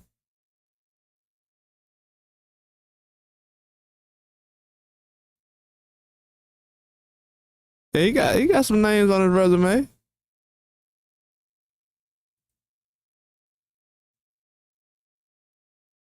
Yeah, he fought Hank London. He been fighting a lot. Dang. Bro, you see how many times Machado been fighting? I'm tripping. Machado done fought 1, 2, 3, 4 times this year. Then he fought 1, 2, 3, 4. He fought 5 times last year. Then he fought 4 times or 5 times the year before that. Man, this dude fighting 5 times a year, man.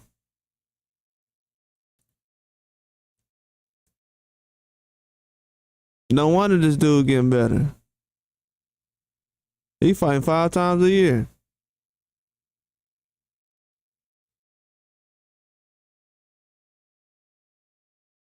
Yeah, I might have to pick him in his next fight.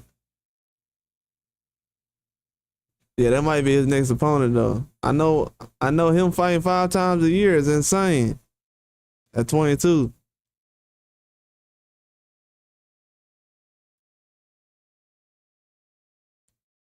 They got him on a crash course right now. Yeah, it need to be done though.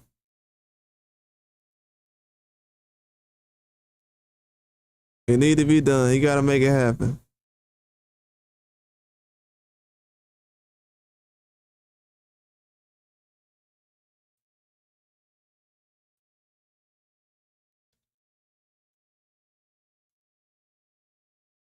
Yeah, I like the way everything going in boxing right now though. Boxing is these young guys, they gonna carry the sport. It's gonna happen. It's always gonna be some new young guys coming in. At one time, Canelo was the young guy. Morrell was the super young guy. He's not super young anymore. But it always happens in sports. It's always gonna be somebody coming in trying to take over.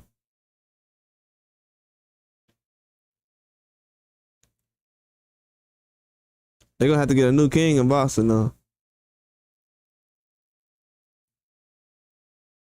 You cannot keep relying on these young guys to keep making the big fights. If we're gonna rely on the young guys to make the big fights, we gotta make them the big stars in boxing then. We can't be hanging up the legends like they trophies and stuff like that and just I don't understand that. Still gotta put on big fights. It's still a sport, it's still boxing. The sport still gotta go on. That's why right now with Morrell and Benavidez putting this fight together, this fight goes straight to the top of the list of must-see TV. And everything else going on don't matter. If it's not a big fight.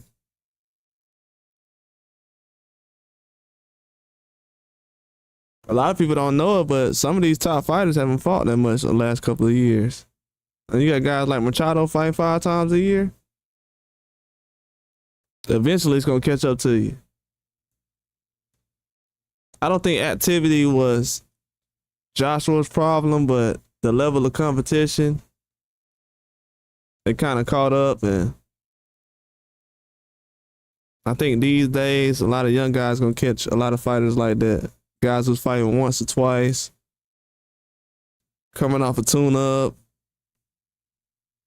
they gonna get caught slipping. They gonna get caught slipping.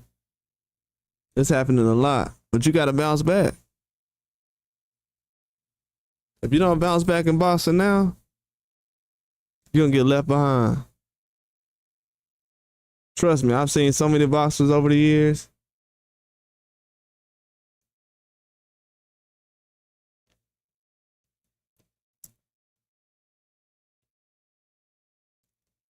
I don't know. That's a good question. You think Cole can get a stoppage? Man,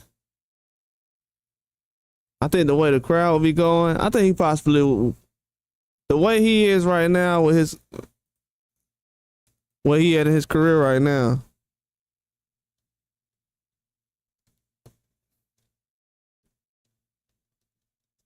I don't know. It'll be good. He can get a KO. I think he could. He'll be in the mix right now if he can get a KO.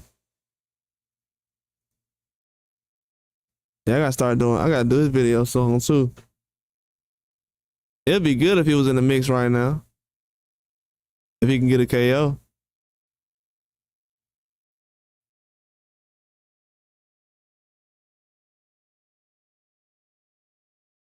Yeah, this guy's tough though. I'm pretty sure Pacheco put him down with a body shot too. Yeah, this guy's tough. He fought this guy recent too.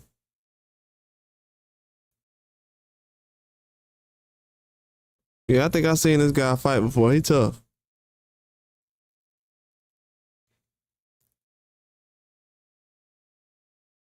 Yeah, I think he'll be able to get a stoppage earlier. I don't know. There might be some surviving going on. He might get around the fifth or sixth. You know, some of these guys, it's hard to stop them twice in a row. But from a body shot, it can definitely happen. If he don't like getting hit to the body, Pacheco been doing that a lot recently, putting guys down to the body. Man, he becoming a problem. Putting dudes down to the body, that's a statement.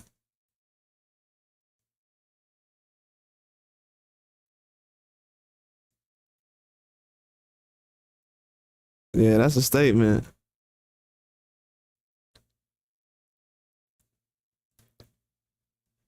Yeah, as soon as Benavidez leave 168, Pacheco will be down there.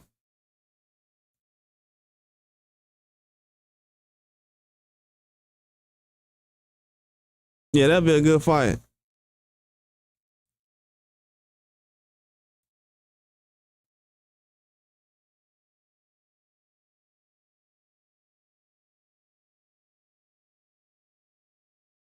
Yeah, Katya, that'd be a good fight.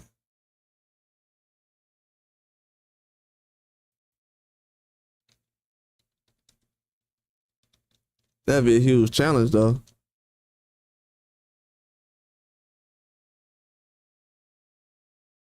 It'd definitely be a huge challenge. He just fought recently, too.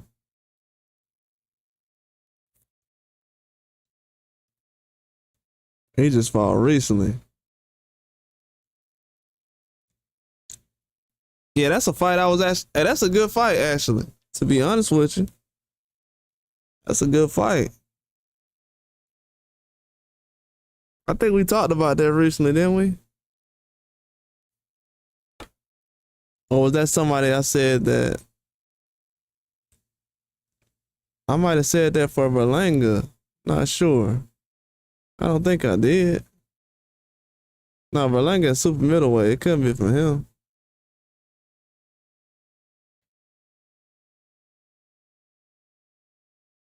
Yeah, that was the fight I was looking at for Cole. What's up, Go Good? You think it's gonna be a draw? Hey, that's a good call right there. Hey, that's a good call. I might have to put some money on that.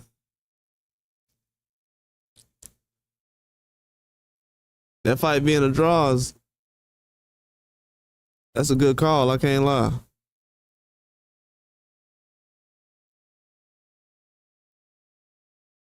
Oh, I said Cole wasn't ready for him.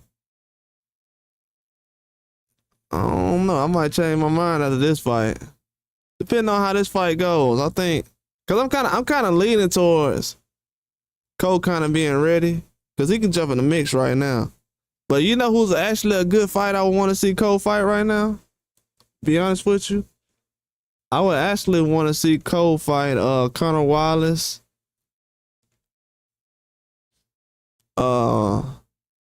Katya, that's a good fight too. Connor Wallace or Katya, they both out of Australia, fighting out of Australia. So either one of those guys.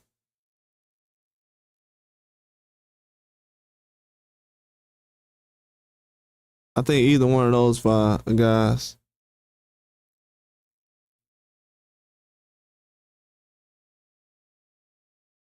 Yeah, I like those fights.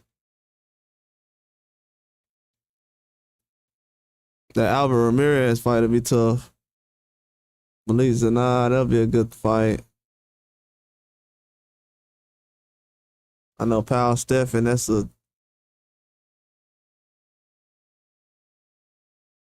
alright fight, not really a must see, but it's a decent fight. I don't know, that'll be a tough fight though, because Munguia is fighting Gravel. Still got some young light heavyweights coming up. Najee Lopez. You got a lot of guys mixed in. That light heavyweight division gonna get stacked soon. Oh, appreciate that. Go good, man. Appreciate that, dog. Shout out to Go Good, man.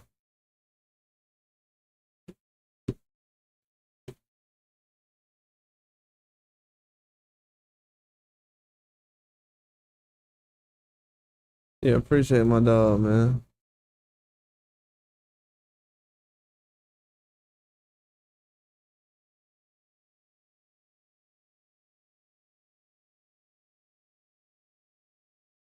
But yeah, you said Craig Richards. Yeah, Craig Richards would be a good fight. That would be a good fight. Craig Richards was kind of, I don't know, man. He was kind of stuck in the sand that last fight.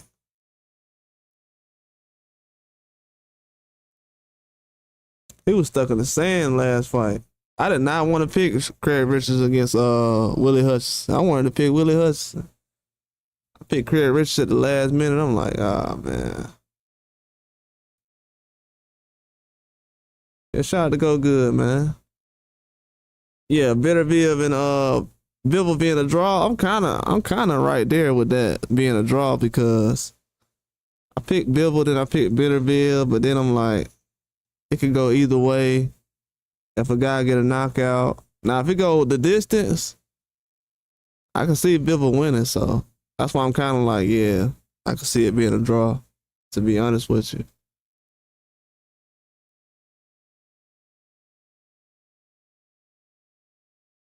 Yeah, Craig Richards would be a good fight though. He would. Craig Richards need a fight right now too. When the last time he fought? Since June? He hasn't fought since June, so he need a fight right now.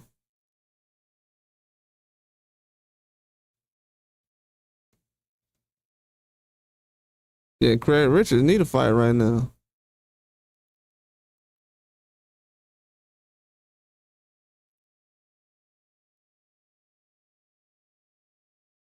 Now they got this dude Ezra Taylor fighting Drayton. I need to say this fight. I want to see this. So this Ezra Taylor guy, hey, he can fight this Ezra Taylor guy. Got around the same amount of fights. Khalil Cole, that'd be a good fight for Cole.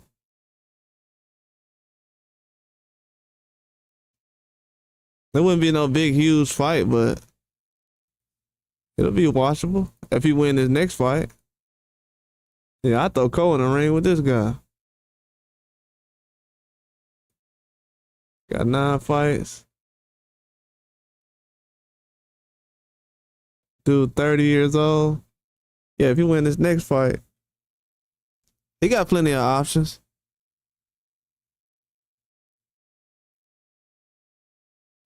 Got to move fast though, because a lot of these guys, they're gonna try to get them top spots at light heavyweight. You already see Buwasi up there.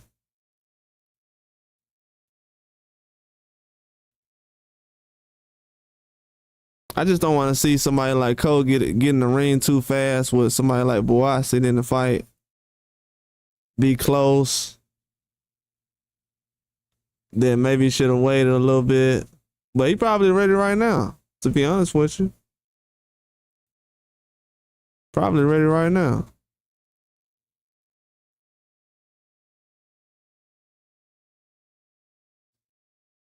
Yeah, he been active. He fought 1, 2, 3. Fought three times last year, 3 times this year. He should have fought 5 times last year, 5 times this year. To be honest with you. That's why fighting on the zone is a little better sometimes. You can fight a little bit more. If Daniel Dubois was fighting on another network, like PBC or something, he wouldn't be in the position he is right now. He got to be active. Being active mean everything right now.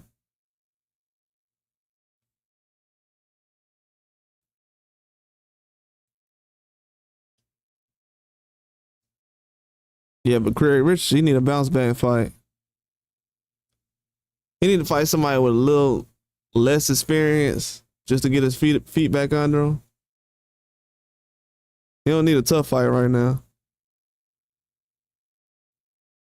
I think Vozick, that'll be too much of a fight right now for him. Even Anthony Yard, probably like Zanad or somebody. If he fought Zanad or Hot Rod, that'll probably be good.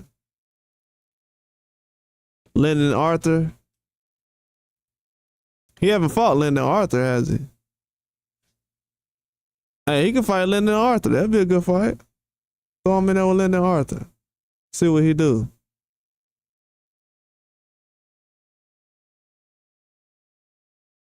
He said the Kazakhstan welterweight. I forgot the dude's name, man. You talking about I ain't gonna forgot the guy's name. I just seen his name the other day.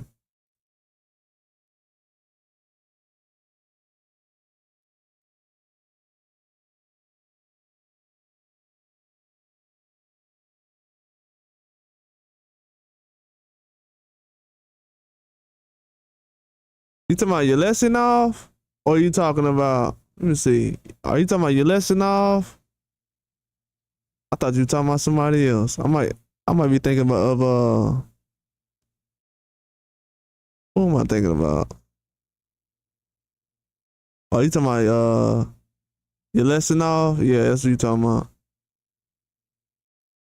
Yeah, I think he good.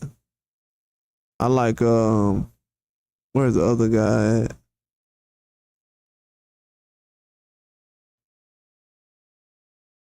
He might be from Uzbekistan or somewhere. I think that guy might be from a different country. Yeah, I seen that guy fight though. Yeah, listen, he 33. Who was you gonna match up with him?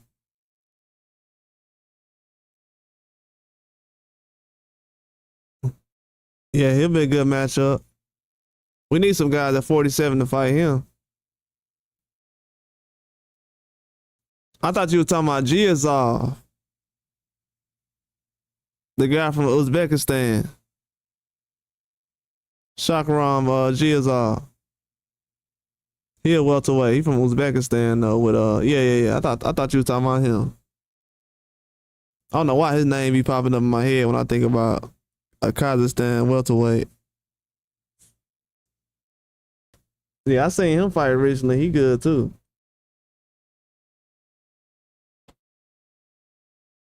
Yeah, he got some hands.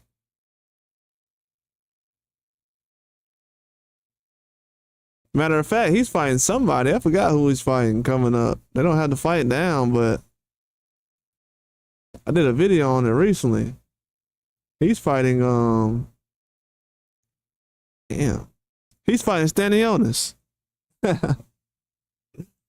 Giazov's fighting Stanionis.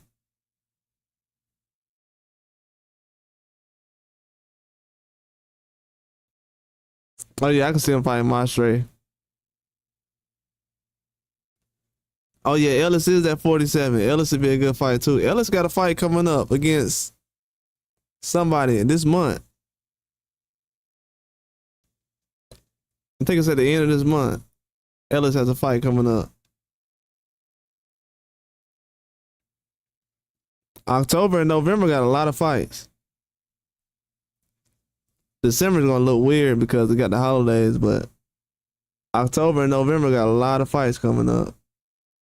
I'm gonna talk about some more fights in the morning. I'm gonna go live. I was gonna go live super early this morning. I'm gonna do it tomorrow though.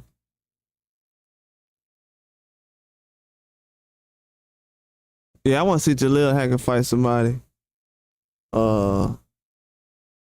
at that level. Just a decent opponent like Maidana or somebody. He's stepping up though. The last fight was a step up, to be honest with you. I thought Pete Dobson good.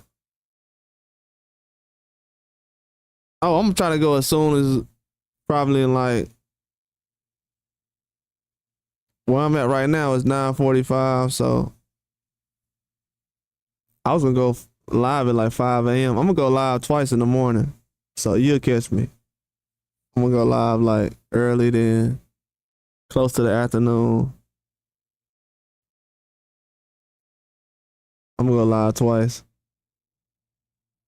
Do you think Hackett ready? From what I seen in the last fight, he looked like he ahead of schedule to me.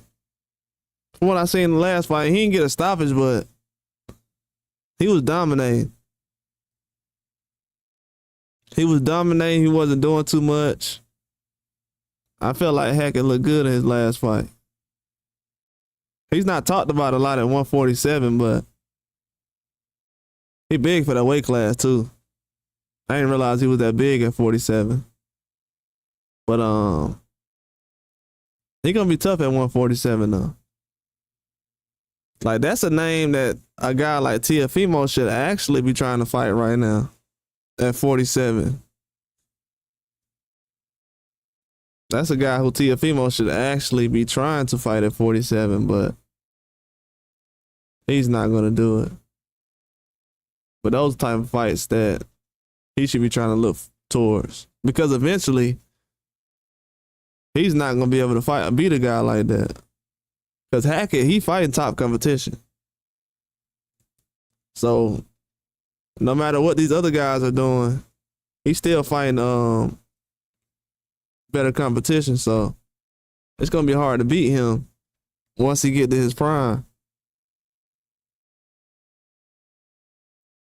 But I think Hackett ready though. Like for the top competition though, like a Boots Ennis? No, not really. Not yet. Probably need a couple more fights.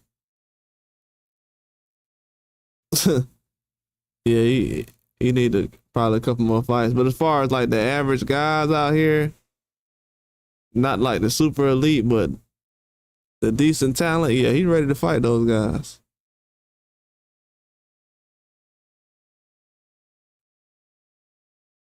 Yeah, I think he's ready to fight those guys. Karen versus Norman Jr. I think Norman Jr. will be able to get him. I gotta see Karen do something different in this fight. I know he's a good boxer. He's not really trash. He's a good counterpuncher. I want to see Karen be more aggressive with his counterpunching and everything like that. I gotta see that. Because even though Kambosos is a little bad in his last couple of fights, I've seen him counterpunch against Tiafimo and be aggressive. But a guy like Karen, I haven't seen him really do it for 12 rounds, so I'm kind of looking for him to be aggressive against Boots for 12 rounds. If he could do that, then with Brian Norman Jr., yeah. Oh, that'll be a good fight. Hey, Quentin Randall looked good in his last fight. That'll be a very good matchup. Quentin Randall looked good. I wasn't gonna lie for that fight. That and the Nick Ball fight, but it was so hard to find that fight. And then when I finally found it, it was too late. Yeah, it was too late by then, but yeah, Quentin Randall looked good in his last fight. He looked nothing like he did in the last 2 or 3 fights.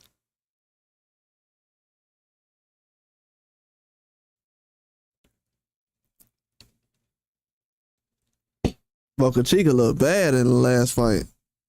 I thought Boca Chica was gonna do decent. He looked bad in the last fight. Quentin Randall was outboxing him. That's actually a very good matchup, man. Randall versus Hackett. That's a very good matchup.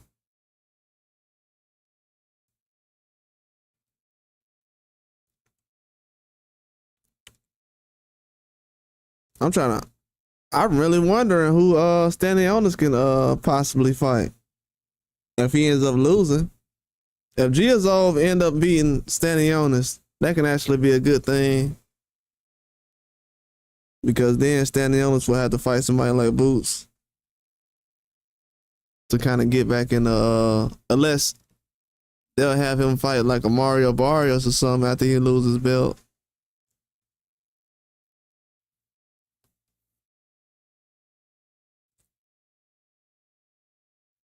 Yeah, but it's gonna be a tough fight for Stanion. Giazov, he going in there battling. Gotta kind of fight like Amir Khan a little bit, except he got a chin. Giazov fight like Amir Khan and Kell Brook.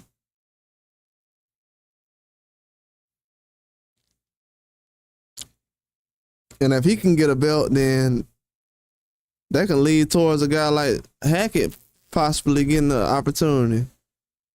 He can slide right in after fighting a guy like Quentin Randall.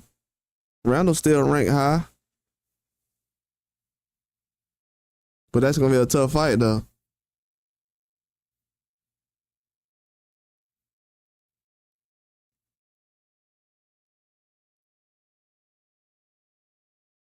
Yeah, that Randall and Norman fight, that was a bad style matchup, style clash.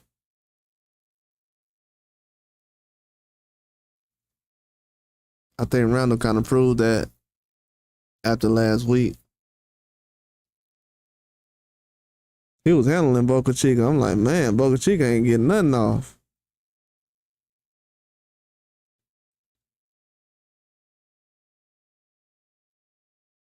They got so many fights lined up these next couple of weeks.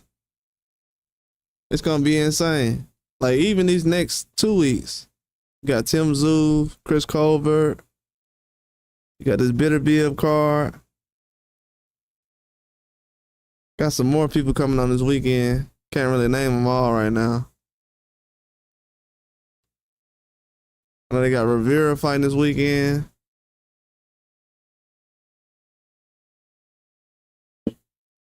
So yeah, it's got a lot of fights coming up. But yeah, Karen, he got to show up against Boots. I mean, to be honest with you, because a lot of people not finding him entertaining right now. Not that his boxing was boring, it's just he got to come to try to win, though. Yeah, I was gonna do my video on Paro and Hitches. I don't know, man. Those kind of I like Paro and Hitches, man. I really like Paro and Hitches. Those are some tough fights. Man,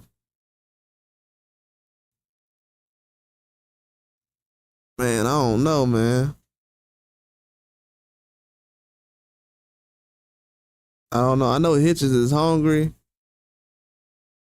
And I know Paro he don't want to give up his belts and he'll fight anybody. I gotta give credit to Hitches and Paro though, because most of the time, this fight wouldn't have happened that fast. But Paro, he went right back into a hard fight again. Gotta give him credit. That's why it's hard to pick against Paro, because he's fighting tough fights. He could have took a tune-up or whatever, but fighting a tough fight again makes a lot of sense. But man, that's a tough fight right now. I don't know, man. I would say Hitches is a better boxer, but Paro got better instincts.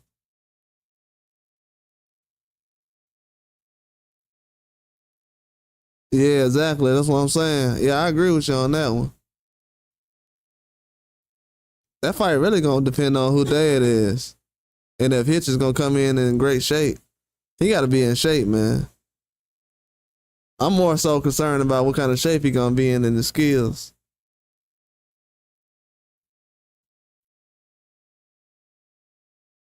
I seen the weight blowing up recently. I'm like, hold on now. You getting that big in between fights?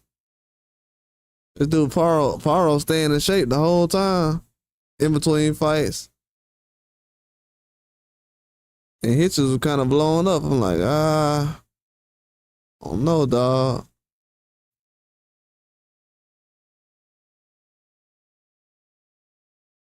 That little extra weight you carrying around, it matters when the fight happens. What kind of shape you gonna be in?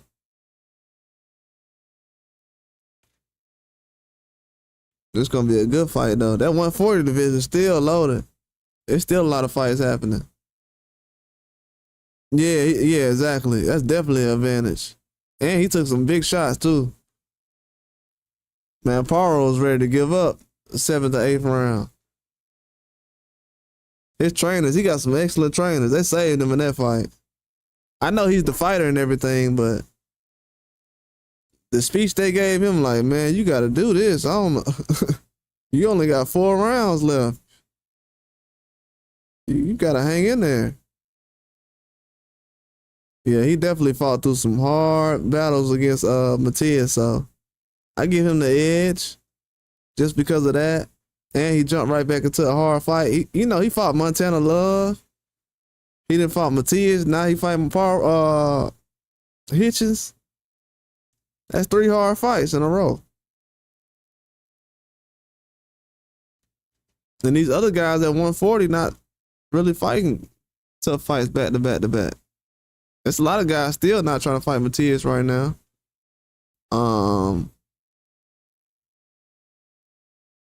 They say Hitchens ain't trying to fight nobody, but he fights somebody now. So I knew that wasn't the case. So now all the guys that Eddie Hearn has is basically fighting tough fights. I think Dalton Smith might be up next eventually, depending on who wins this fight.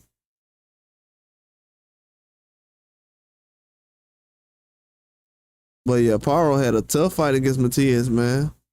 He got better because of that fight. Paro had one of those fights with Matias where he got better after that fight. He got better. Like he took a beating in that fight. I usually can't tell how hurt somebody is in a fight, but I could tell like he was going through it. I said, man, you gotta do something, dude.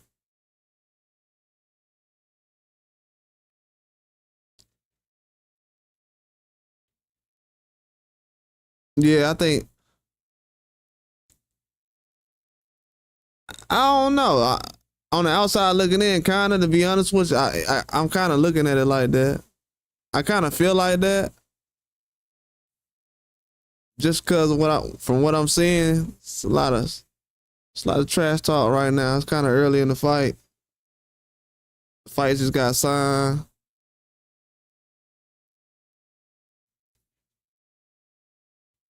Yeah, Hitch is gonna have to do a lot more than what Paro did. I mean, not Paro, but Matias did. Matias did a lot in that fight when he fought Paro, and still end up losing in his hometown. Yeah, it could end up happening. He could go out there and lose bad.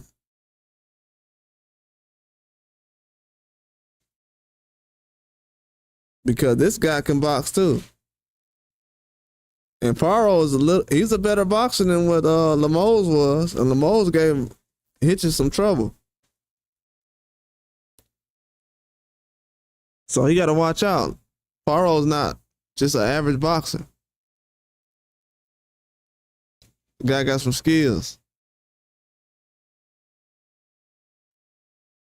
And Hitchens, man, I just don't like the weight that he had. He been carrying recently.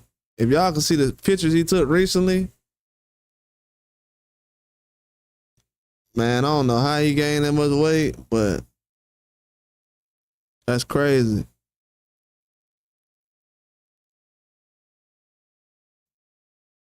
Yeah, he's fighting on I forgot the card, what the card was called. But yeah, they end up splitting up, man. He's doing his own thing right now. Yeah, it's a tough situation, man. It's a very tough situation.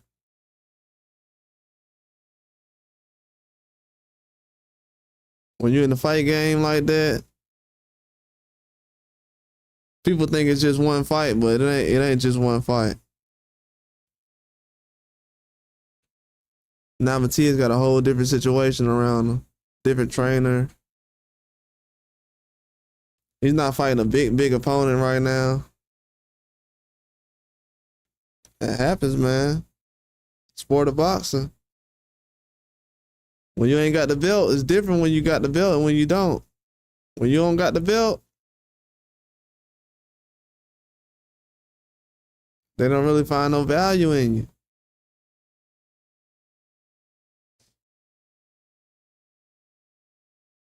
They don't really have no value in you. That's why I kind of felt like I was like, nah, he need to wait off on the trash talk for right now. I don't think people, that's why people didn't understand that, but I was like, nah, we don't need to trash talk with Matias right now. Kind of hold back on that. Because if everything go bad, it's gonna be like how it is now. See, people they'll talk about how somebody's ducking and everything else, but when that person loses and they got to figure out what's going on with their career, fans ain't gonna care about that. They gonna move on to the next fighter. The same way they did with Matias. They gonna move on. So that's why I don't really get into the trash talk too much, because I know a lot of it just promotion. Once these guys lose, they ain't gonna think about none of that stuff they were saying. But yeah, it's a bad situation for Matias, but it happens though. Shoot, everybody in them situations right now after a loss. Everybody. But I'm glad he took the fight with Morrell. I told people it was gonna be a tough fight though. It was gonna be a tough fight, man. I appreciate him for taking a tough fight though. Even though he lost the belt and lost, and he's not in the same position he was, I still support him even for taking that fight. Because now Liam Morrell is in a position where he got a belt. And he's the champion. If Matias wouldn't have fought him, he could have fought somebody like JoJo Diaz or somebody at 140.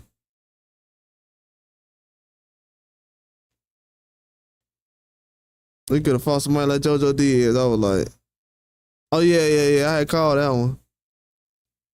You know what? I missed some bad picks this year, but I hit a lot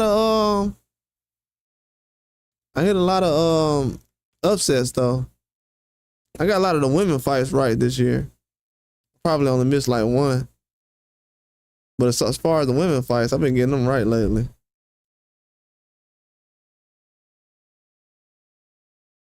Nah, Matias almost got him out of there, dog. That's why I can't really trip. Nah, you kind of was right. Like he was, and Morrell was almost out of there, man. The way he was looking at his corner, he was like, they wasn't even telling him anything about the fight. They're like, man, just hang in there, let's go.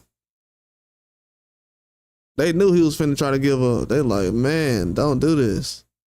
That's when I knew. I said, Matias be beating the crap out of people in there, man. That's one thing I learned about that fight. Matias be beating the crap out of dudes.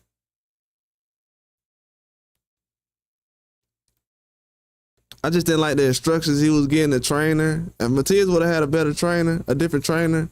Not to say the trainer was a bad guy or he was doing something wrong, but Matias wasn't seeing what he was seeing. So it was they weren't on the same page. And by the time he started to understand a little bit, the fight was almost over and he wasn't really pressing. Yeah, it was a bad situation. But yeah, that fight and the Rayo fight, those were two fights where I was kind of like, I think I'm going to have to go against these guys. Even right now, I don't know if I'm going to pick Rayo again, but he is the favorite for Pitbull Cruz fight. Pitbull Cruz going to be the main event for this David Morrell and Benavidez fight. Pitbull and Rayo, that's going to be a good fight.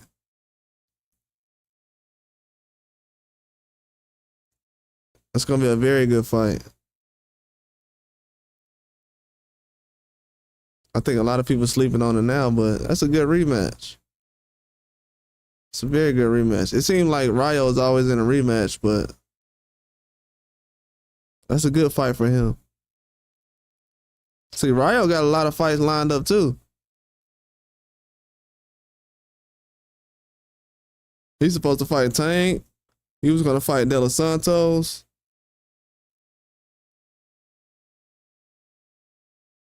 But I know one thing: if Matias could pick it up these next couple of months, and all these guys who's at 135 who thinking about going to 140, if Matias can catch one of those belts before all those other guys get to 140, he can make a statement again. He got the power. Just ran into a guy who was just the wrong night. Paro, he might beat everybody. It might be a point where Paro end up just beating everybody and holding on to the belt like Caleb Plant did. And you might have to have somebody like Haney actually fight Paro or somebody like that. Or if Tank move up, but it might be a difficult chance to beat him. I gotta look and see if Hitchens can pull it off though. I'm gonna look at Hitchens tonight. I gotta look at a couple of more other people, but I'm gonna look at Hitchens' last couple of fights. It's been so long ago since he fought, I forgot what he did.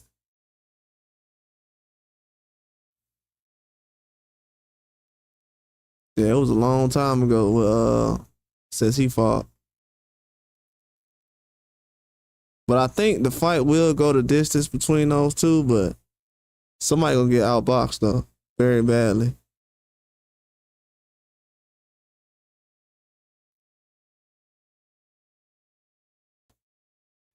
Yeah, it's gonna be a good one though.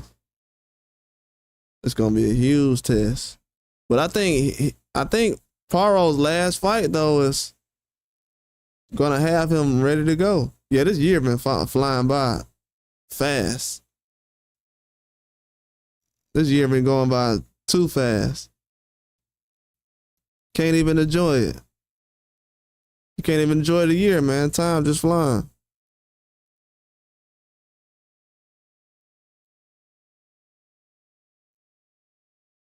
I'm talking about it been flying, man. This is definitely not normal.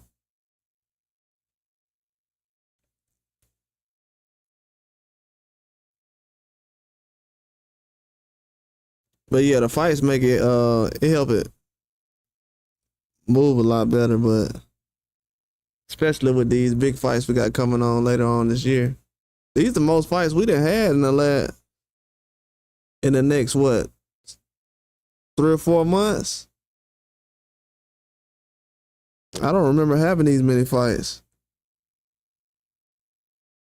Had a lot of fights earlier this year, but it was kind of spaced out. Now it's kind of bunched together. See, if they were smart, they would have had more fights earlier this year.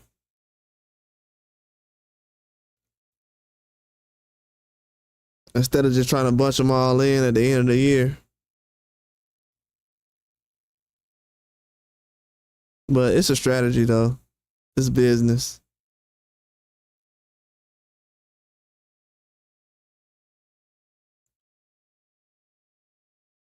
But after this Benavidez fight happens,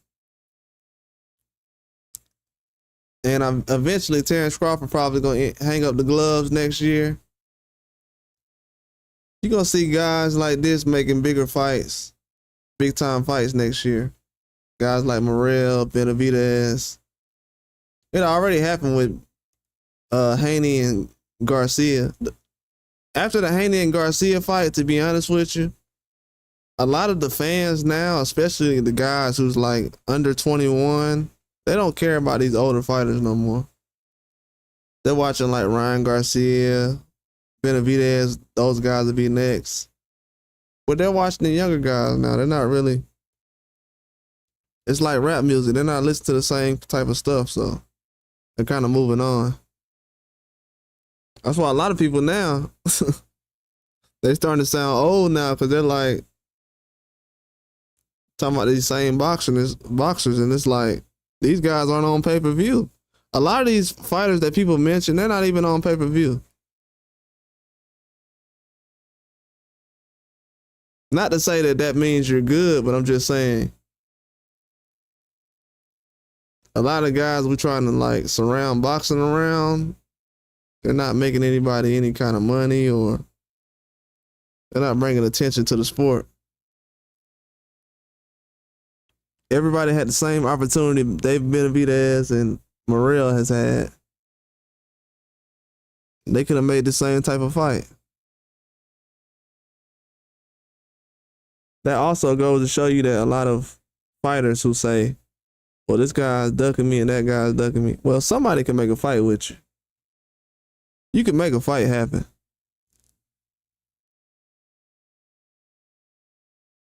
This is what this Morrell and Benavidez situation shows.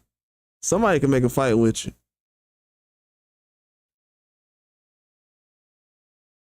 And a lot of fans starting to realize that now. These guys just don't want to fight right now. That's why they're not fighting, but somebody wants to fight these guys.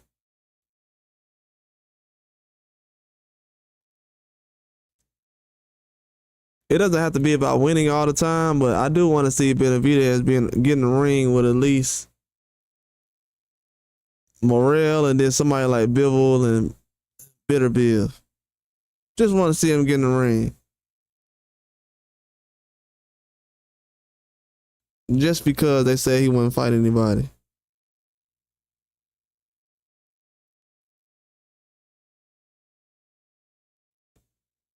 It's okay for fans to think that a lot of guys are ducking and they won't fight certain people.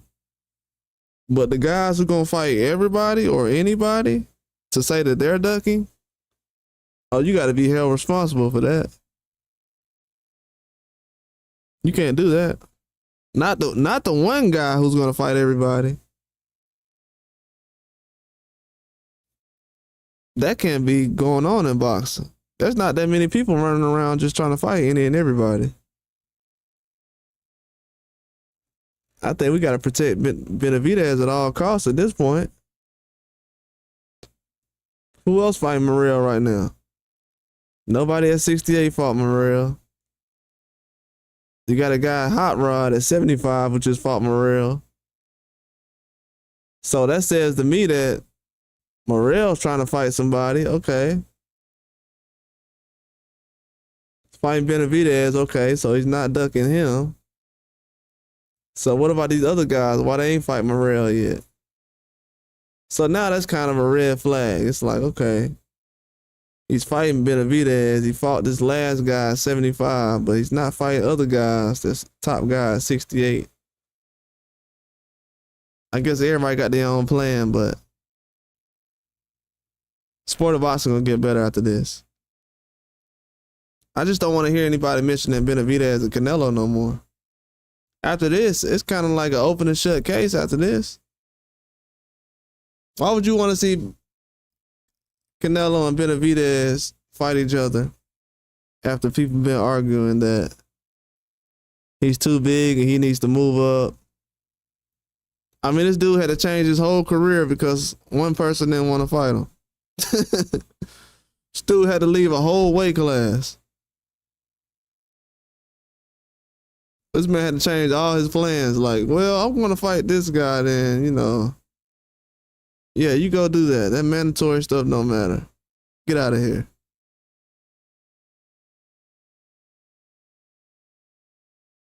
They kicked Benavidez out of the division he was in before Canelo even got there. Think about that. So yeah. That's why I say I just want to see him get the opportunities that he needs so that he can prove himself. That's what everybody's asking for. They want him to prove himself and they want him to do better. He's doing better from what I've seen.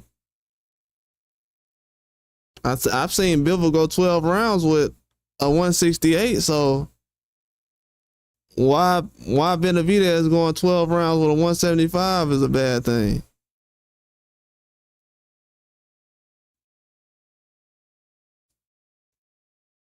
I think it was actually a good thing. Because why not? Why would you not want a guy to get 12 rounds in his first fight against a 175? That's a good idea. Now looking back at it, he's fighting Morrell next, who just went 12 rounds. That helps him out. But yeah, the great thing about boxing is these guys gotta actually go out there and fight. That's why with Daniel Dubois, you know, you really don't have a dog in the fight. A lot of people just wanted to see a good fight. Then when you see a guy actually break through and become great in front of all the people who thought he was gonna quit, it just made boxing a lot better. It really does. It really does. That's why people enjoy the Rayo. That's why a lot of people celebrate Rayo right now, because they didn't think he would win. And that's not a bad thing. It's just, that's boxing. Sometimes it looks impossible. But that's the great thing about boxing. Usually, like everything we're celebrating this year is the guys who were counted out, the underdogs.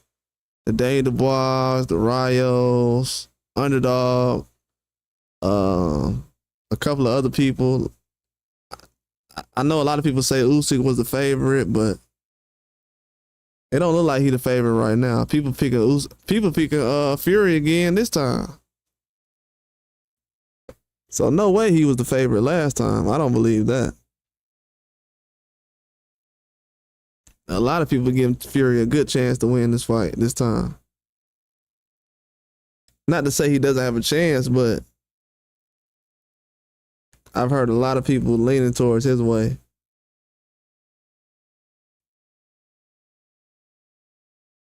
But the boxing game is getting a lot better. They're doing a lot more things now because it's different platforms doing boxing now. It's not just 2 or 3 platforms doing boxing. It's getting easier to access boxing now. A lot of people not trying to pay for boxing. Like when they first came out with the Zone and it was on the app, that's when they were making some good money because a lot of people were not used to boxing being on the app. So they were kind of going to it. And I know ESPN Plus was out around that time. So those 2 apps had boxing, but kind of fumbled the ball back then. I think they should have did what they're doing now first when they started the app. They'll be making so much money right now, they wouldn't need a pay-per-view. Especially with the Turkey Al-Sheikh situation. He's talking about the pay-per-view price being $19, $15, $19. I think it's going to be $15 this weekend, then $19 after that, but that's almost the price of the Zone app, so would have been smart to do that from day one.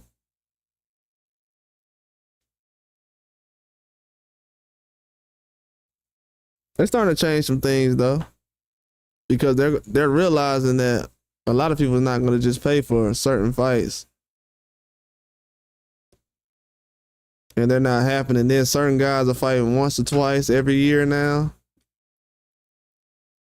I mean, some guys are fighting like Floyd, man.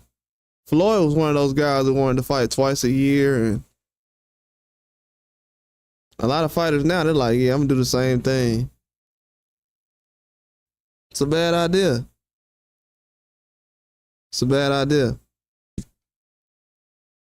I haven't seen that really work out for a lot of people. I mean, I know Canelo's doing it, but he wants to fight a 3rd time this year. So that goes to show you right there that the 2 fights a year thing, he's kind of outgrowing that anyways. He's keeping the same dates, the Mexican dates, I guess, but it's not somewhere he thinks he's growing boxing to a whole nother level just by fighting on those days. Because if Canelo was fighting on some other days, besides those days, probably could do something different, like fighting in the middle of the summer, even though Cinco de Mayo is close to the summer. I think the middle of the summer would have been a lot bigger for him. Just to be honest.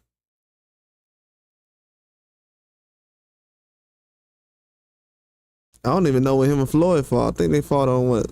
Cinco de Mayo? I want to say. Might have been around that time.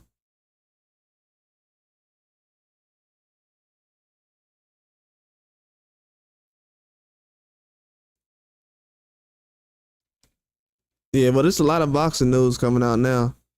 A lot of women's boxing is starting to get good too. Been watching it recently. They said Tim Tszyu gonna fight twice in 2025. Yeah, I'm expecting that. Matias coming back November. I already seen that.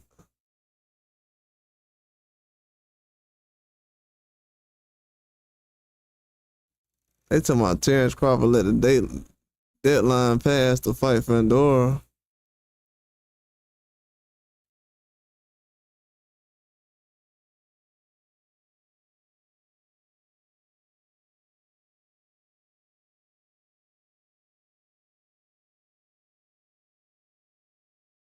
Oh well, he ain't fight Fandora now. Oh man, they'll figure it out. Oh yeah, them dates is so advanced. That's what Dana White was talking about. Dana White was furious. He didn't want to use the spear. He wanted to have the fight at the MGM or something. The UFC fight he had on Canelo Day. Come to find out that the spear was a better idea, but yeah, they do those dates years in advance.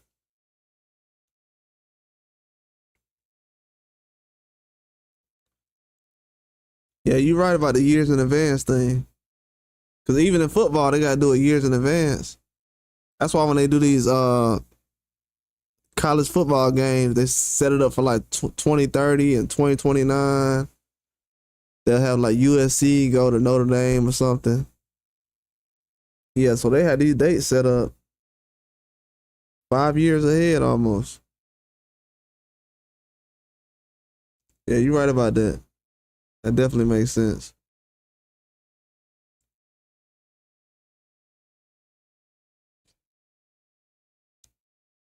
Because if you look at when Turkey Al-Sheikh started doing most of these fights and things, he was talking about setting this up 5 years ago, 6 years ago. So it definitely makes sense that the venues and stuff is opening for 2024 now than last year, because I want to say Joshua fought Andrew Ruiz in 2019 in Saudi Arabia. When did he fight Joshua the last time? 2019.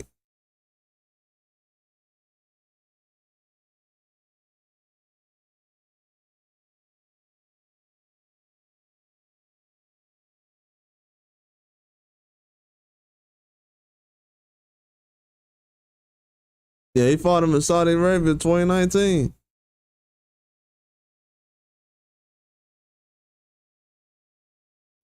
Yep, that was the first time. Ever since then, they've been setting up fights.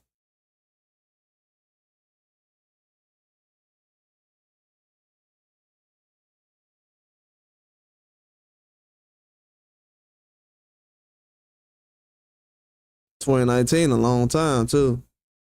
I think a lot of these other guys is gonna start including themselves in these fights. Like Canelo, he'll be included soon, jumping in the mix, trying to figure out who wants to fight who and what the interest is in the fights. He gonna start coming around soon. He just got to figure out what his place is in this generation, in this era.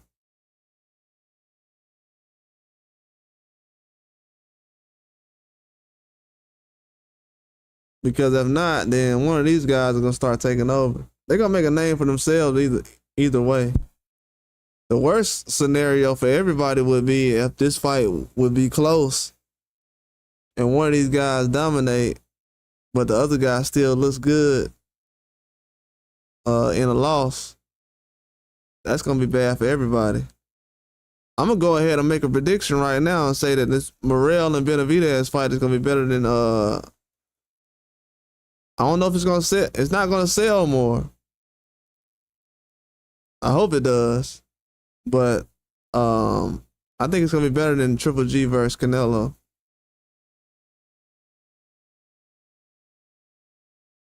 I think Golovkin versus Canelo is not gonna be a better fight than Morrell versus Benavidez.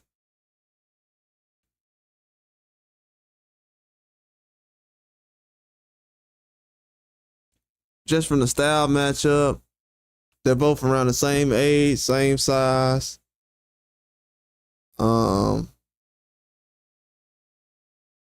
I wouldn't say similar styles, but it's not a style where they're both like,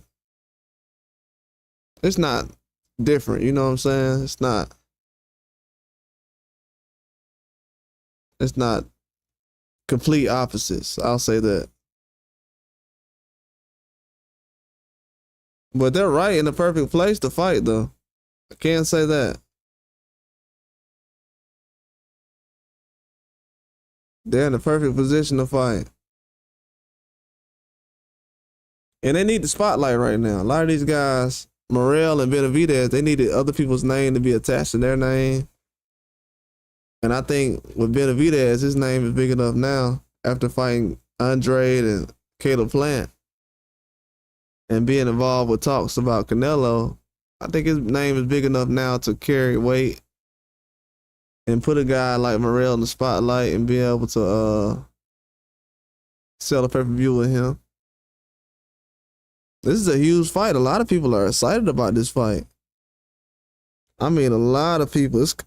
It's scary how many people is excited about this Canelo and Benavidez fight. Well, not Canelo, but Morrell and Benavidez fight. I'm surprised how many people actually are excited about this fight. This is like one of the fights they've been waiting on to see. So that means out of all these people that's in boxing right now, people feel like Dave Morrell and Benavidez fights are more important than most of those other guys' fights.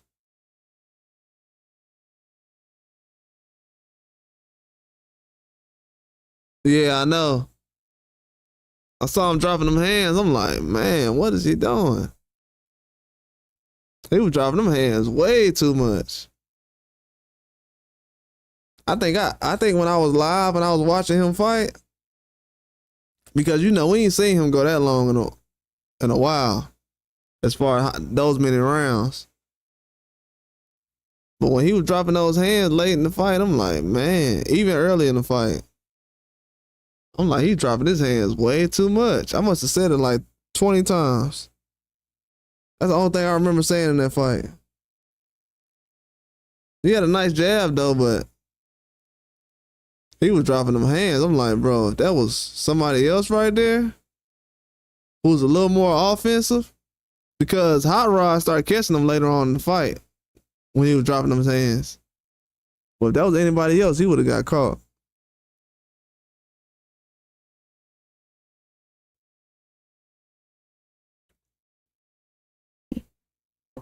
Yeah, he dropped them hands too much and overextends. Yeah, he does. He does. He stopped overextending late in the fight because he was getting caught with some shots trying to overextend, and he was getting caught with a lot of shots late in the fight.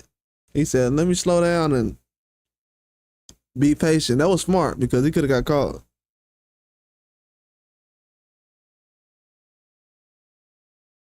Yeah, he started to watch himself at the end. I noticed that too.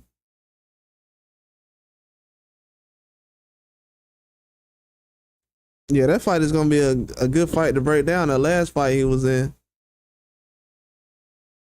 kind of showed a lot of things that he hasn't mastered yet.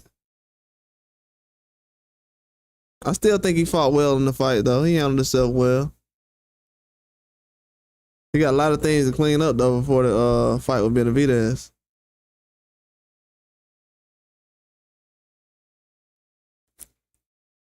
But I think Morrell is dog, man. The only thing that worried me is he was still growing. Still growing. Like, this dude is still growing.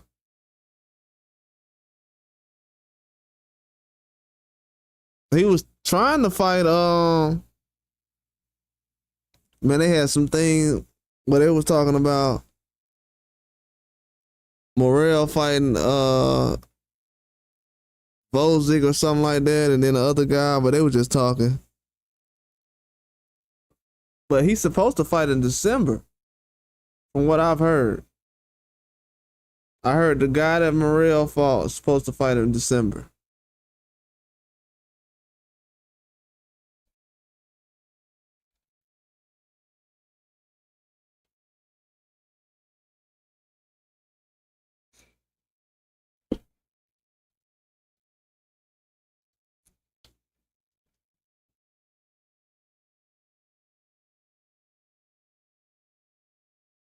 Yeah, he's supposed to fight in December.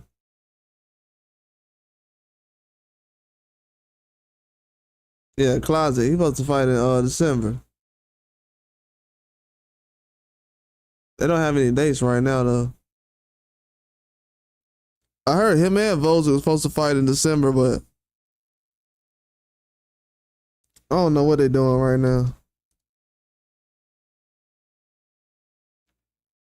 I would say I don't think it's gonna happen in December, but they squeezing so many fights in November right now.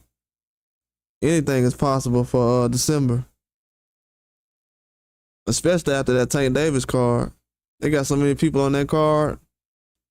Anybody can fight right now.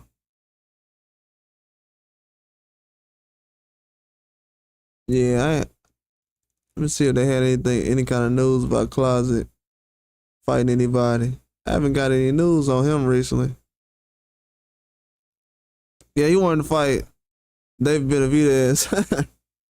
Oh yeah, nah, Morrell did. Yeah, he said I want Benavidez. Everybody knows it. Hey, he stuck with it. Gotta give David Morrell that credit. I forgot what Closet was there. He said something about oh yeah, Closet wanted to fight David Benavidez. He wanted to fight David Benavidez.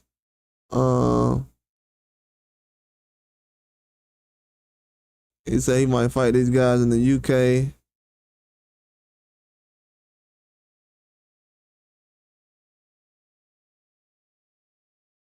They don't got a date in here. I think they said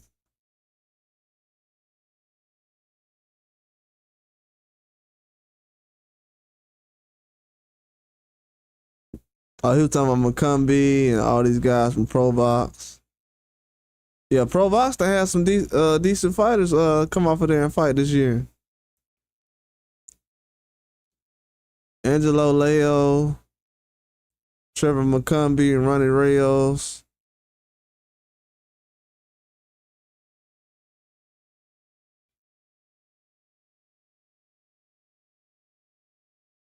Yeah, if you don't fight in December, it might be January, February before Closet get back in the ring. They're gonna keep him active though.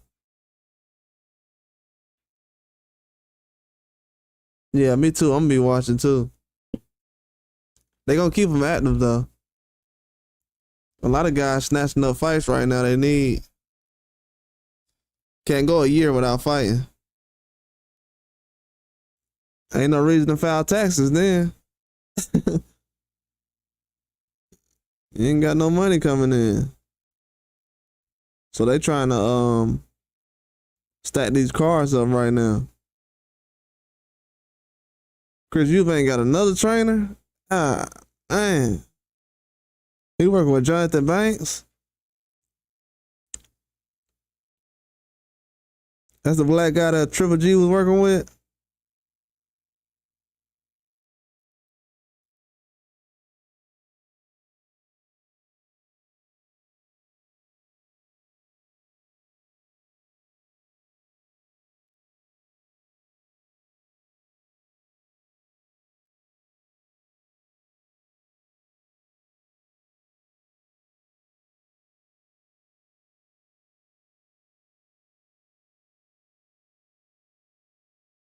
Oh man. I gotta look at what Chris Eubanks was doing earlier this year.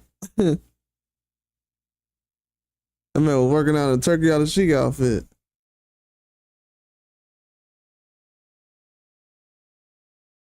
Yeah, I know. They better hurry up.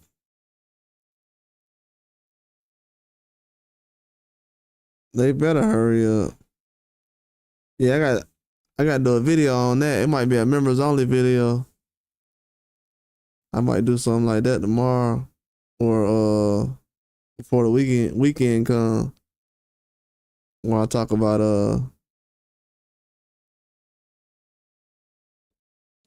the boxing economy and how everything's changing and where it's going.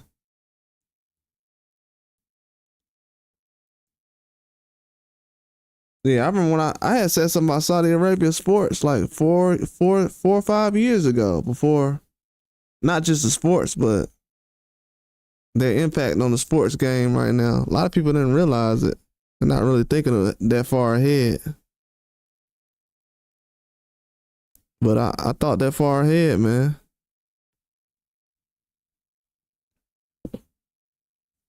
Yeah, I thought that far ahead. That's why TNT and a lot of stuff are not around no more. They don't really need it. Everything's going to one app. Eventually, all the sports is going to be on either ESPN, The Zone, or Amazon Prime. I know a lot of NFL and NBA games are going to Amazon Prime now, or in the next couple of years. So they're going to have boxing, NBA, and NFL all on Amazon Prime.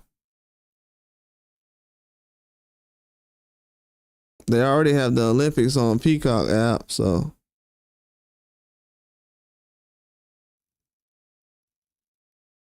they better figure it out, man. Because right now it's not getting easier to put on fights, and if you got dates and stuff like that, yeah, it's wild, man. It's deep. I don't really want to get too deep on it because they be tripping about it, but it like the rabbit hole is so deep. A lot of people don't understand. I can't really even tell like the whole what's really going on because I get in trouble. But it's deep, man. It's like at this point right now, only thing you can do is actually like try to wait on Turkey Al-Sheikh and see what's going on with his cards and what the dates is for him. If you're a boxer right now, you kind of seeing, okay, let's see if we can get something done with Turkey Al-Sheikh. If not, let's try to see what the best dates is in Vegas. See if we can fight in New York or somewhere. If not, let's try to see if we can fight in the UK. So it's a lot of that going on. I know Turkey Al-Sheikh gonna put on some more female fights very soon. And I'm gonna be honest with you, the female fights I've seen over the last 3 or 4 or 5 weeks have been pretty good, man. I'm not gonna lie. Not gonna lie. I usually be like, females been fighting pretty good lately. Like they've been putting on their money's worth. It's time for guys to step it up. Especially on the UK cards. The females been fighting tough on those cards.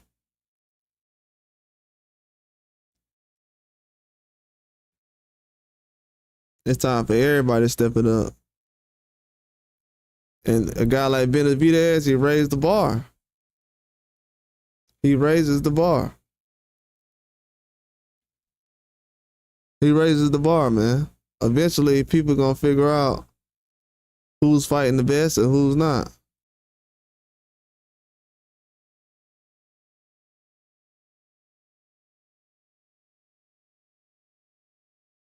But he raises the bar in boxing. And Morrell, he's a guy who completes the puzzle. Because he's letting everybody know, hey man, I want to fight this guy. I want to get this done. This is something that, to be honest with you, Munguia and Berlanga should have been doing already. That's going to be a whole nother conversation I'm going to have in probably a week or two, probably 3 weeks from now. But why is Berlanga and Munguia at 168 not fighting the Morrell already? Or why they not fighting each other? Is it gonna be a situation where the fight with Canelo was too early for those guys? Because to be honest with you, you can fight Canelo too early.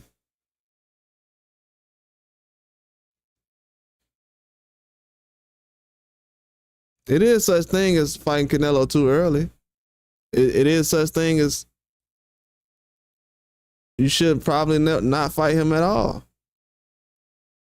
It's a lot of guys who fought Canelo and they haven't fought since. They don't have good careers for fighting Canelo.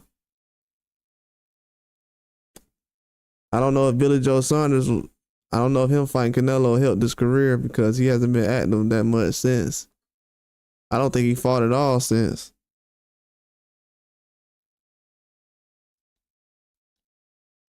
So sometimes it's just good to move on and build your own career. Now, when Benavidez, let's just say Morrell goes out there and beats Benavidez, nobody's gonna be thinking about what Munguia and Berlanga did against Canelo. Who cares? Nobody cares now.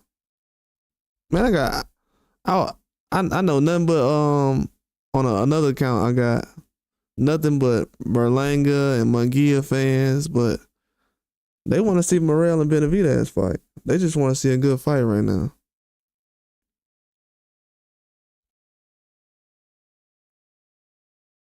You know it's bad when fans are not even fans of Benavidez, but they say they want to see him fight Morrell. I'm gonna tell you, I'm gonna just be honest. I ain't never sat up here. The times I wasn't really a big fan of Triple G or whatever, I never sat up here and said, man, I need to see Triple G fight this guy. I didn't care. He wasn't really giving me what I wanted in boxing, so I wasn't really looking that way. I didn't want to see him fight Kell Brook. So I said, you know what? I'm just going to ignore this fight. I don't want to see David Lemieux. But I think fans really like David Benavidez, though. Because now, I'm like, man, we need to start putting pressure on these fighters. Everybody like, nah, man, these fighters, they fighting good fights already. We don't need to put pressure on them. But then when Benavidez comes around, it's like, oh yeah, he needs to fight Morrell. He's ducking Morrell. He's too big for 168. Then we find out that Berlanga is about the same size, if not bigger than him. So a lot of the stuff that's been going on, it's almost like they're bullying him. Because no matter what he does, it's like, oh my God, why is he doing this? Oh, he's trying to go up in weight. He's trying to fight this guy. He's trying to fight Benavidez. Oh, he need to fight Morrell. This dude is one fight away from fighting Benavidez or Bivol. Now tell me that don't sound like a setup. This dude one fight away from fighting Benavidez or Bivol, and fans is like, no, you need to fight Morrell. He like, I'm gonna do that next year. No, we need to see it now. That's why when I tell fans, other fighters that need to fight certain people or they need to fight big fights or tough fights, and fans say no, but then they turn around and say Benavidez need to fight somebody, the only thing you're doing is making Benavidez a bigger star. Because now the fans are not giving attention to the fighters that are actually what they consider the stars of boxing or the top fighters. Because a lot of these people that's getting pushed in the boxing media, they're not really, you said when would Benavidez fight the winner of Benavidez and Bivol? They fight in October, which is this weekend. If Benavidez would have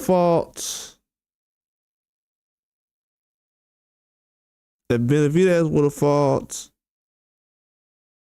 let's just say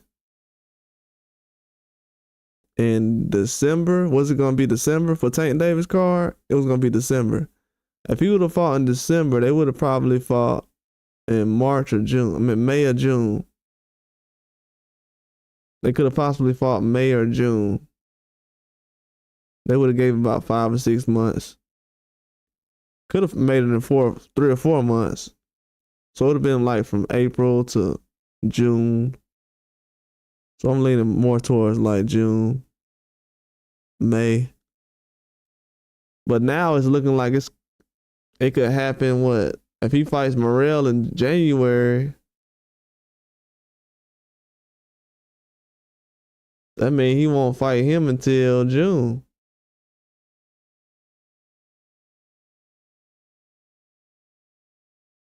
He won't fight him until June.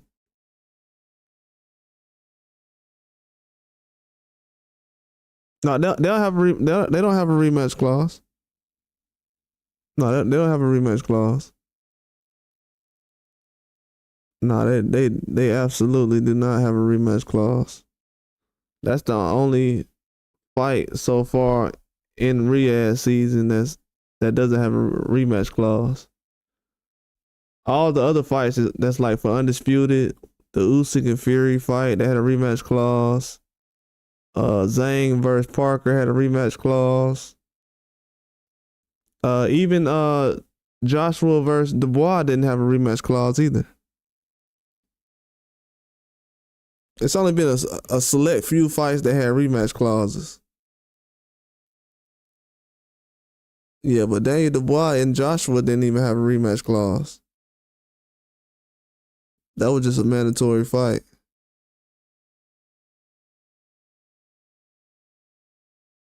But yeah, timeline's getting kind of screwed up because of the way the schedule is kind of being mixed in.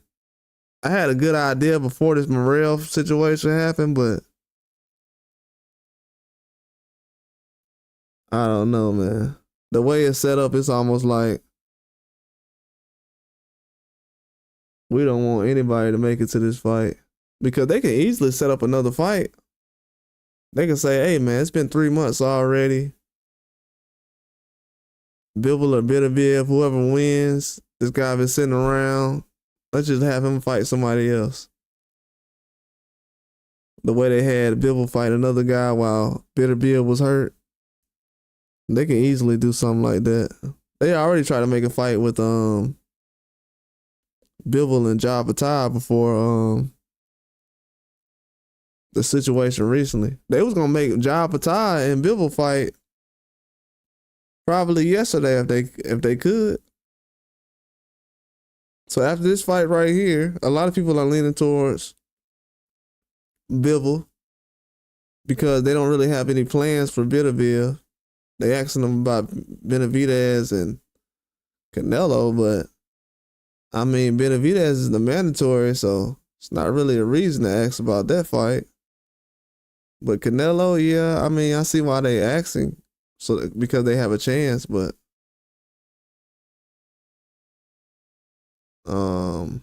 I don't know. Canelo fought at 175, what, 2 or 3 years ago? So they should have been asking Benavidez about Canelo. This should be a fight that should have been asked about 2 or 3 years now. Before he even fought Bivol, after the Kovalev fight.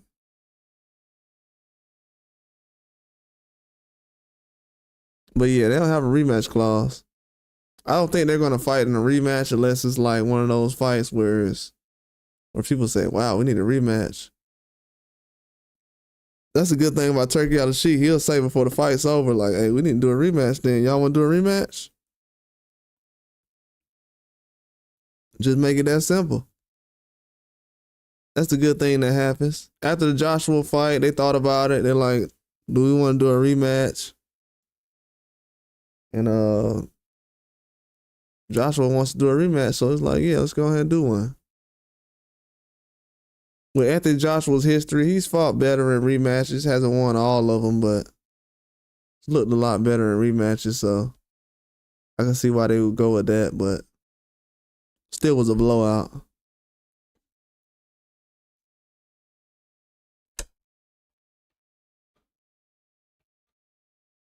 But yeah, rematch clauses have always been a good thing in boxing, but just been going around a lot more recently. You don't want to get guys getting knocked down in early rounds, getting rematches. That's how people get brain damage and stuff in boxing. Having the same type of styles going there fighting each other 2 or 3 times in a row. It's damaging. It's dangerous.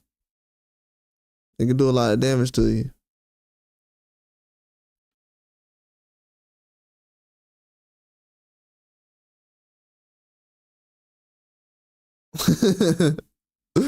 Hey, that's a good one. My brother a Florida Gator fan. I'm gonna use that. I gotta use that one.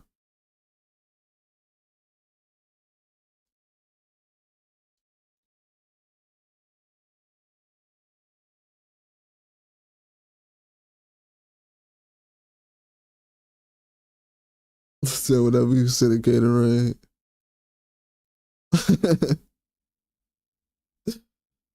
uh, that's funny. That would be though.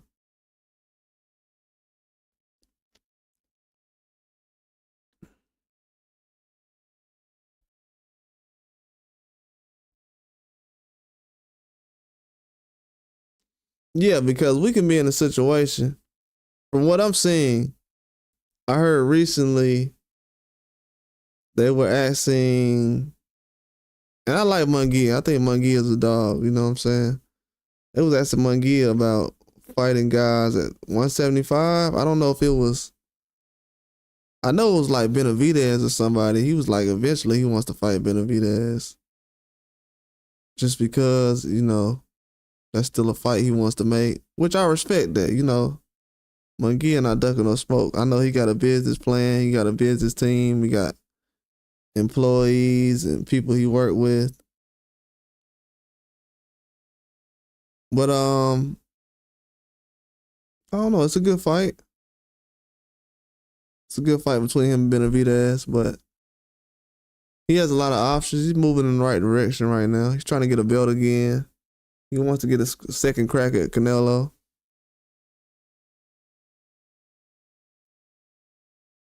But I know Munguia wants to make certain fights right now. And he's going to have some tough fights ahead.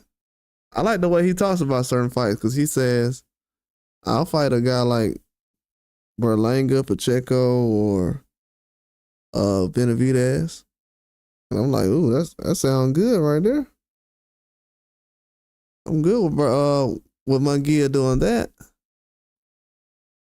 But that's where all the attention is going to start going. Because Morrell, he can easily stay at 175, lose to a guy like Benavidez, and go out there and dominate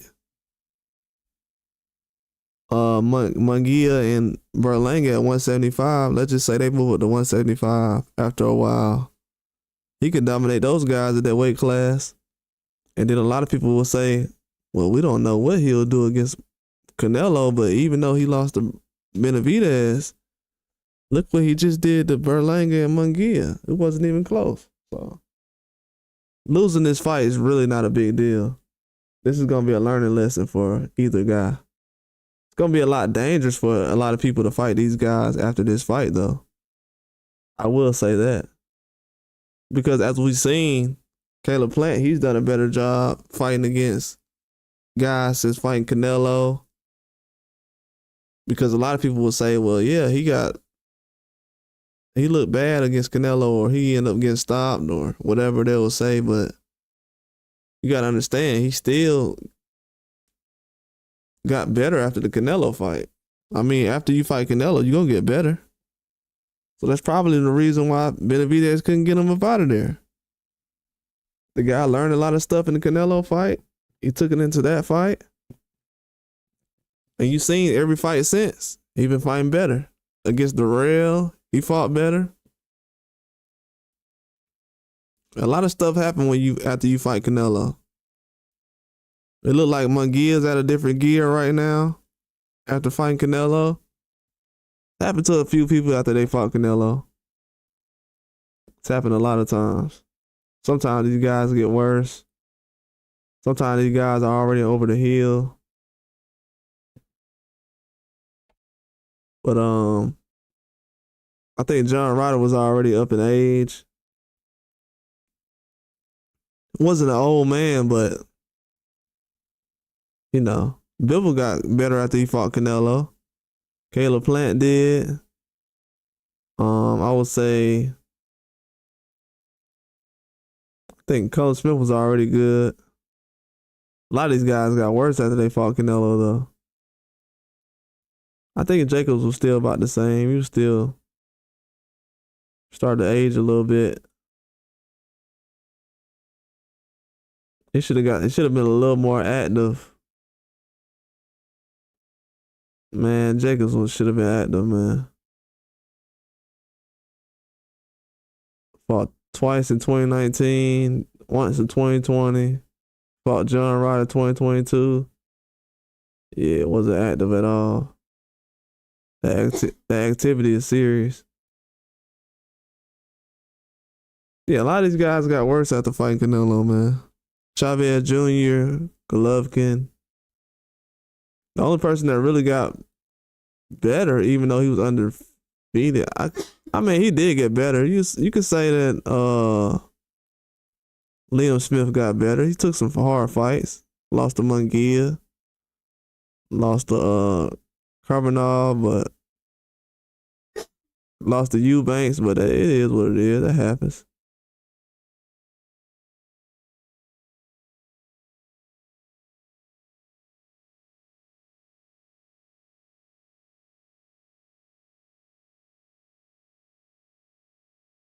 But yeah, a lot of these guys definitely weren't the same after Canelo. I don't know if that was Canelo doing.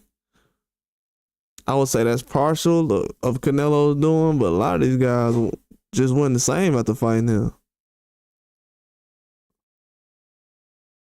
I know Austin Trout was the same, and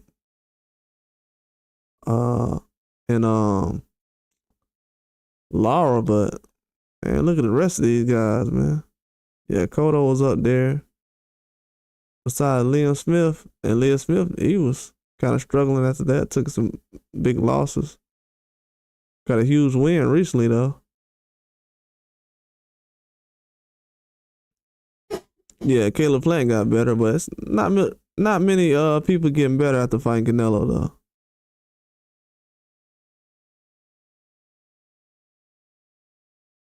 Yeah, not many people at all. That's a tough thing about it, man. A lot of people take their risks. They want the payday, but once you get in there, you might not be the same.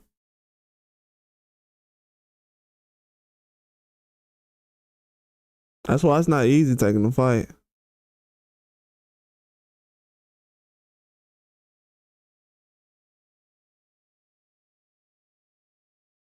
It's definitely not easy, but it's an option though. It's an option. But I think this pressure that everybody putting on Benavidez, I love it.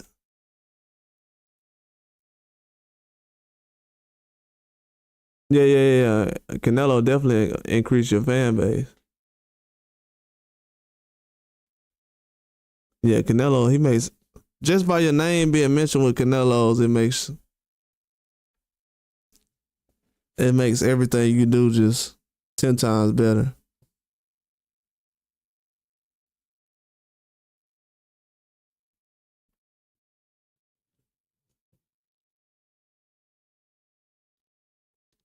But I don't know how long that will last though. I don't know if that's on the decline or I don't see it increasing right now because it's like the dance partners. I don't know if, how can I say this? I don't know if Canelo fights with Munguia and Berlanga is putting them in a different category like the fights with Triple G did. After he fought Triple G, I was hearing about those fights everywhere all the time. Not because they were big, but it was like the big thing happening in boxing. I just don't feel that kind of energy around that. And you know, they had the PED situation too, which made it bigger, but I don't feel that kind of energy with Canelo right now. I've been watching him over the years, and usually all the time people are wondering who is he gonna fight or what's his business moves, but this is the quietest it's been around Canelo in years. It's always somebody asking about who he's gonna fight next. But the fact that nobody is really asking that question, we don't have any option. I heard people saying Diego Pacheco, man, look, he's like 23. Do I think he's ready? I mean, at this point right now, it don't really matter. A lot of people that Canelo's fighting now probably don't think that's ready.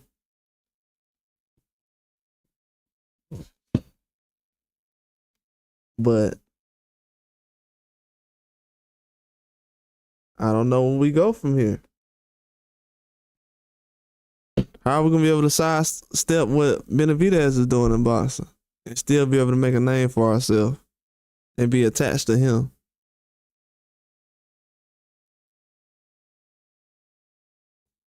Because once Canelo said the Bivol situation, well, I'll just fight Bivol. Oh, hold on. I mean, you still gonna be around this Benavidez situation? That's gonna be difficult to try to move around in boxing and separate you and Benavidez from each other when you're chasing the same type of fighters.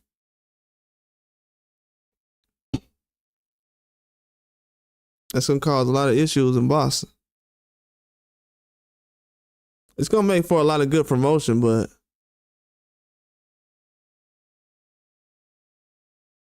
at this time right now, it's gonna hurt more other people than it is gonna hurt Benavidez, because a lot of fans gonna want to see Benavidez just fight the same type of guys that either Canelo's fighting or they want to see him fight. Most of the people Benavidez is fighting right now are people that fans wanted Canelo to see fight, but Canelo never fought. He didn't fight Andre, and he didn't fight Morrell, and Morrell was his mandatory recently. So basically, Benavidez is technically kind of replaced Canelo already, because he's fighting the fighters that people ask Canelo to fight. I mean, they could have asked Morrell to fight these other guys that they wanted Canelo to fight. Benavidez didn't have to fight Andre.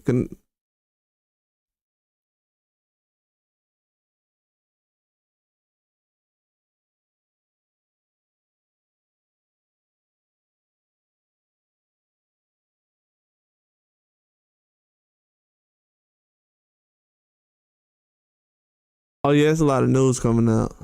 Yeah, it's been a lot of news coming out the last 2 weeks. There's a lot of boxing news coming out. It's gonna be more coming out too.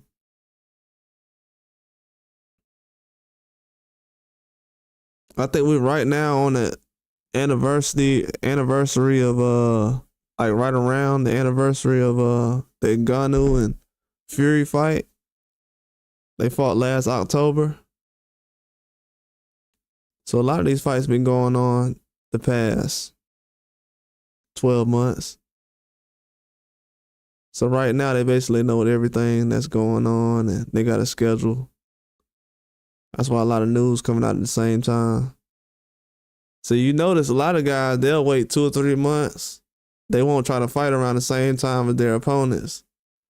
But now you see a lot of people trying to fight the same month or the same week or 2 months apart from an opponent they want to fight. They're trying to look for that payday. They know what time it is now.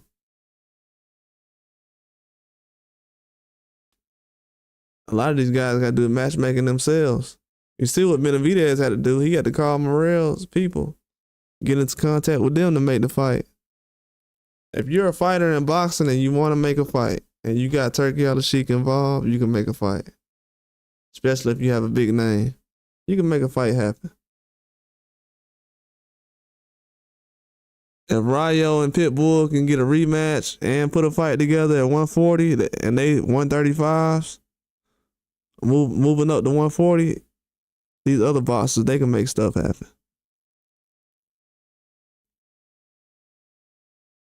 They can make a fight happen if they want to. But they got to be willing to step up. Yeah. I like Tank versus Roach. That ain't the fight I wanted. I'm not gonna cap. That's not the fight I wanted. I'm gonna watch it, but that's not the fight I wanted though. That's not the fight I wanted. I definitely did not want that. I don't want Lamont Roach fighting any 135. It has nothing to do with Tank.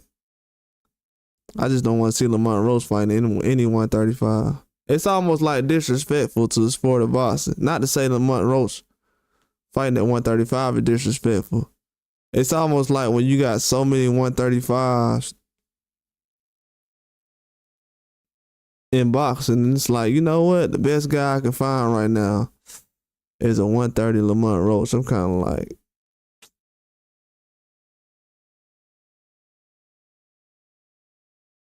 I mean, I'm good. I'm good with them. Like, this is my point right here. It ain't about who you said who I wanted. I mean, anybody at 135. Anybody at 135. That ain't no high standards. To me, that's not really high standards for me to ask a boxer to just fight a guy in his weight class. That's all I've been asking any boxer. If you think about Benavidez, Canelo, I just asked Canelo to fight guys in his weight class. Terrence Crawford, fight a guy at your weight class. Devin Haney, fight a guy at your weight class. Shakur Stevenson, fight a guy at your weight class. The only reason I gave Shakur Stevenson a pass on the Cordina fight was because the only person that everybody named that they wanted Shakur Stevenson to fight was a guy, De Los Santos, that he just fought.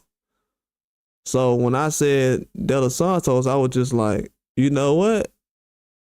Since everybody who's a fan of Tank like De Los Santos so much, why don't we just fight De Los Santos? He got knockout power. That'll be a good fight for Tank. He around the same size. Then he fight Lamont Roach. And I like Lamont Roach. But I don't know if Lamont Roach, like, if Ryan Garcia was still at 135 and he had a belt and Ryan Garcia said right now, hey man, I'm finna fight Lamont Roach, I'd be like, man, you crazy out your head, man. Or if, like when Devin Haney, when he was at 135 and he said, hey, I'm finna fight Lamont Roach.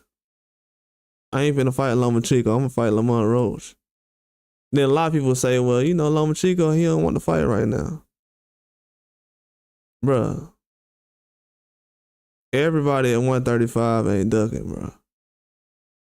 Ain't no way. Ain't no way. I'm telling you. Ain't no way.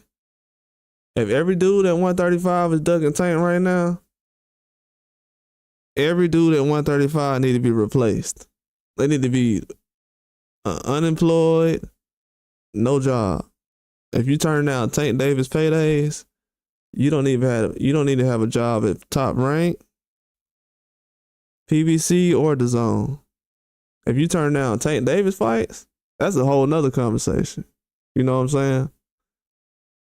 But no, I just want Tank to fight a guy at 135. I'm cool with, to be honest with you, bro. To be real with you, I've been watching Tank so long, and I done seen Tank do everything that everybody's seeing now. It's like nobody really want to see Tank fight certain people. So it's like, I'm just enjoying him when he come. You know, it's like the wind. Like, we don't know when the wind gonna blow, but when it blow, I'm gonna just enjoy this breeze while it's here right now. But as soon as it leave, it's just gonna be gone. It's kind of like that. I don't really put too much stock into it because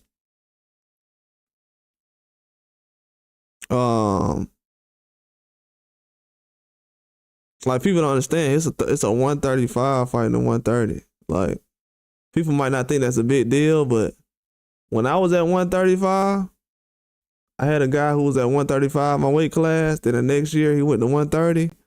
He was destroying people. And I said to myself back then, I was like, it was only 5 pounds he went down. Man, he was destroying people. And he went from 35 to 30. So me with personal experience, I'm like, bruh, 35 and 30 is a big difference. You know what I'm saying? Like guys at 135, they lift him 200 pounds on a regular. You know what I'm saying? Like they pushing 200 pounds regularly at 135. Guys at 130 ain't really hitting 200 pounds like that. Like the guys at 135 is, you know what I'm saying? But to be honest with you, like, I don't know, man. My expectations is kind of high. I can't really stick a regular boxer in there with a elite boxer. I think we're seeing a lot of that going on right now. I just can't see no elite boxers going to ring with just guys who've never been champions and stuff like that before. I know Lamont Roach been a champion, so that works, but I mean, if that's the case, I would have seen Frank Martin first then. Lamont Roach was a champion already. Could have fought him instead of Frank Martin. It's kind of how I look at it. Because eventually these guys gonna be retired soon. And the resume is gonna stick. Just like how Benavidez resume is right now. With he gonna fight Morrell, Vozick. Then he fought Andre. So he gonna fight Plant, Demetrius Andre, Vozick, and Morrell all in 4 fights. Then he'll probably fight what? Bivol and Benavidez, his 5th fight. It ain't gonna be no reason to see a Canelo fight. There's no reason.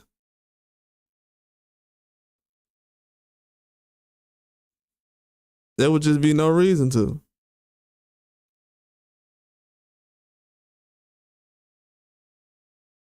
To be honest.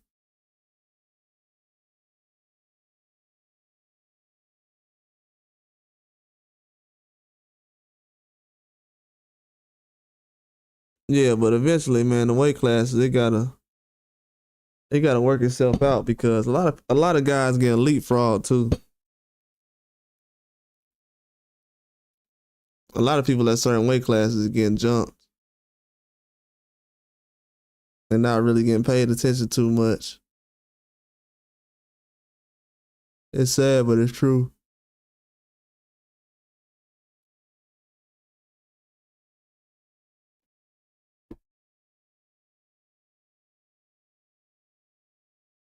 But yeah. When people look back on 2024 though, and you think about the biggest fights that happened this year, it's not gonna I don't want to be disrespectful when I say this, but it ain't gonna include Berlanga name in there. It's not gonna include Lamont Roach name. It's gonna include more so a Ryan Garcia name in there. Ryan Garcia can't be taking the toughest fights in boxing. If that's going on, it's time for other guys to step it up.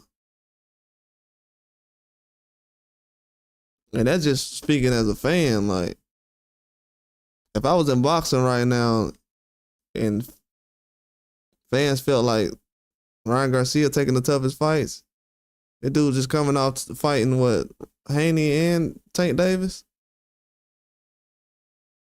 Nah, it's time for these other guys to step it up. You got to. Then Benavidez just pulled his move, what they did. It's a whole new game in boxing now. It's gonna be a point soon in boxing now. Well, it's already happening now, to be honest with you. But if you're not fighting the top guy, people ain't gonna pay attention to you.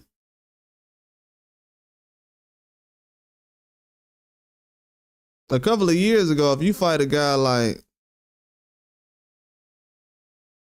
David Lemieux, yeah, it's going on pay-per-view. Or they're going to have it on primetime TV or whatever. But now, you got to fight a number one contender or a champion to get TV time now. You know how big of a standard that is? How much of a jump that is? It's not like Gary Russell and Lomachenko fighting each other. These guys were... Most of these guys are already established. I mean, they was established, but they was much younger. I know Gary Russell had a lot of fights under his belt by then, but it was still something different by then, especially compared to what they're doing now. But even that proves that a lot of fights can get made. They just don't get made. But if people look at David Benavidez's situation and don't realize that he could have asked, Benavidez could have easily went and fought somebody lower in weight classes instead of having to go up like Morrell and fight Benavidez at 75. A lot of guys ain't doing this right now. I think that's my whole point of everything I'm saying. It's a lot of people not doing this right now. Nobody. This is the reason why boxing is at a standstill right now.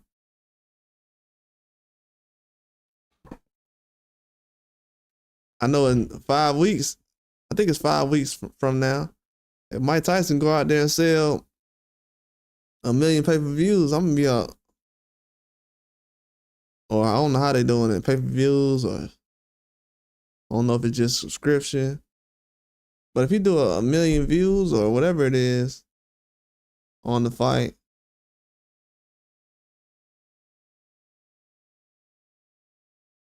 it's going to show that the matchups really ain't attracting the fans like that.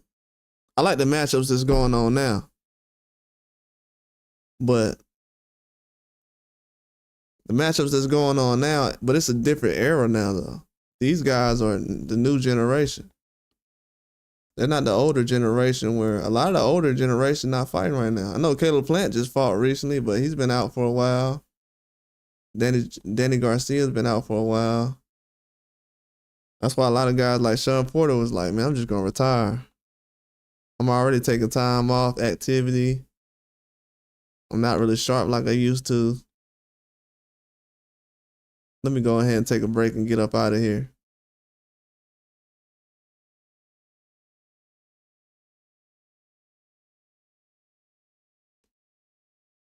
But I'm kind of afraid right now, though. The fans, the names I'm hearing and the fighters I'm hearing fans ask to make the big fights are not big-time fighters in the fans' eyes.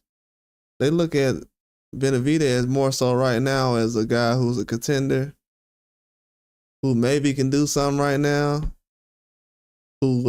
they thought he was possibly ducking David Morrell recently. So I'm like, these guys think that he ducking David Morrell?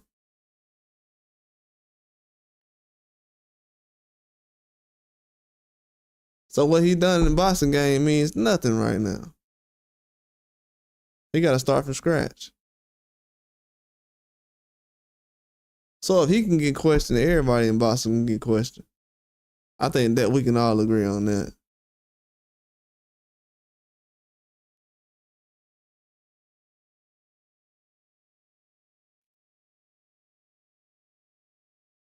I think we have to. If not, we're gonna have more situations. I think I had said it earlier this year, but I told people it was gonna be a lot of upsets this year, and the year is not over with. And it's been a lot of upsets this year. We done had an upset probably every month this year in boxing. But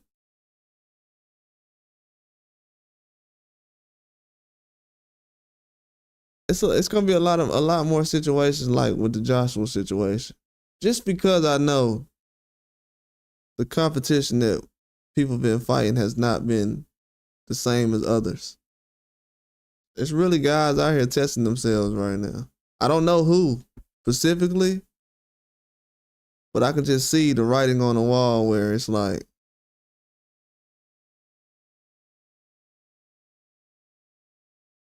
if they keep overlooking these certain people, it's gonna end bad.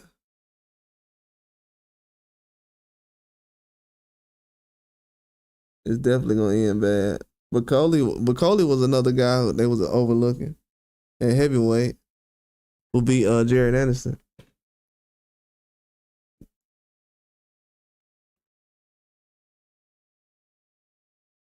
It's gonna be some more people. Benavidez was being overlooked, and this guy got 100% knockout rate. You would think that the guy who got 100% knockout rate, everybody's like, yeah, that dude is scary. But he's being overlooked too, though.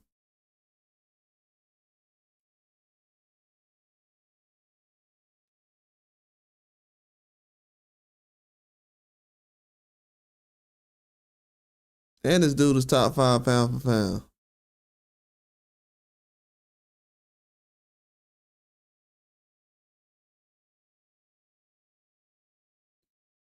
So a lot of people are being overlooked, but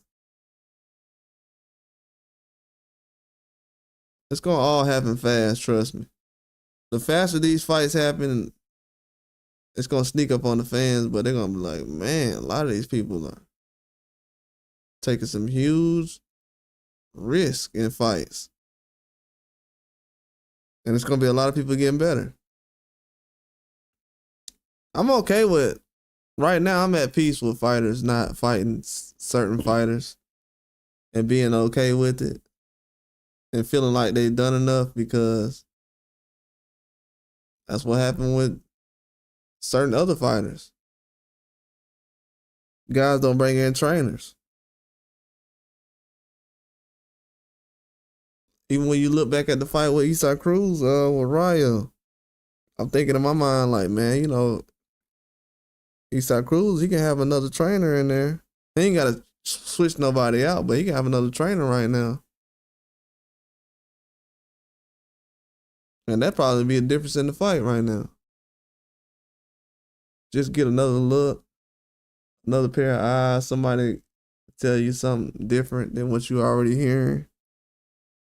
But that doesn't really happen, man. The ego takes over.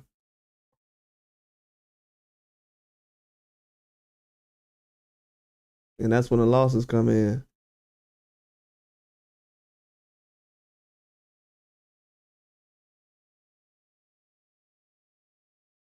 But yeah, I'm not one of those channels I'm gonna end up saying that people's oh, this person ducking this. We gonna find out who you ducking. Once it's all said and done. Once the resume is hung up, once a lot of guys that this person has fought either has a terrible career, because it's a lot of guys who have big names on their resumes, but those guys don't have good careers though. A lot of people might not have careers that's on certain resumes. They're gonna be fighting for their careers.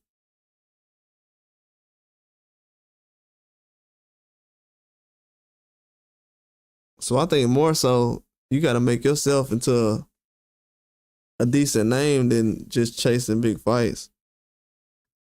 If you're not a big name fighter.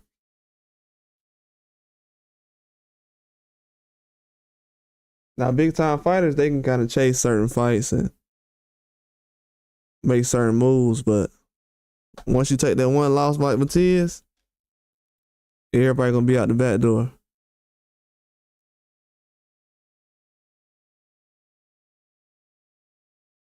Even with Tim Tszyu fighting next week, I think Tim Tszyu still a factor in boxing. But a lot of people questioning whether he can bounce back. That one loss do it. Well, some people is worse than others, but that one loss changed how people look at you.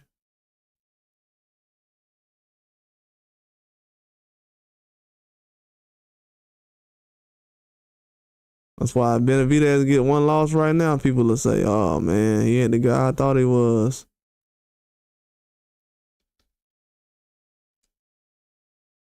So a lot of people waiting on that one loss. They want to see him suffer that one loss. Cause I'm thinking now, I'm like, man, you would think that people knowing that he was trying to fight Benavidez or something coming up, he just fought Vozit, they'll be like, okay, you know, Benavidez trying to make something happen, but they like, nah, he ain't trying to fight nobody. He ducking Morrell. Now Morrell ain't never been this dude mandatory, but they'll say he's ducking him. But the guys who's mandatory is Morrell.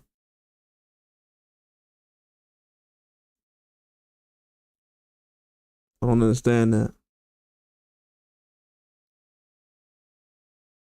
They changing the rules right in my face of boxing. They want to have rules, but then they don't want to go by the rules. That's why I don't really pay attention to mandatory and stuff like that, because it's like, man, it's a waste of time now. People ain't even fighting mandatories. I don't know the last time Canelo fought a mandatory.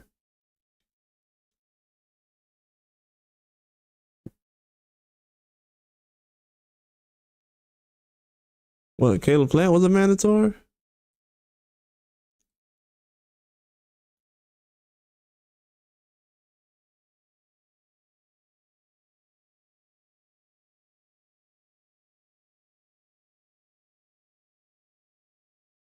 Yeah, it's pretty crazy, man. Had a lot of mandatories that was popping up recently, and none of them got enforced.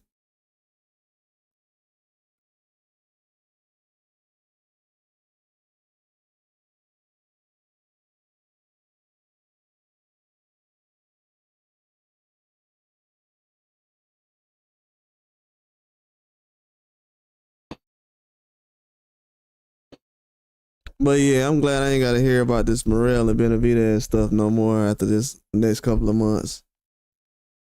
To be honest with you, last year I got tired of hearing about how he was ducking Morrell. I'm like, Morrell got 9 fights though. That just sounded insane to me.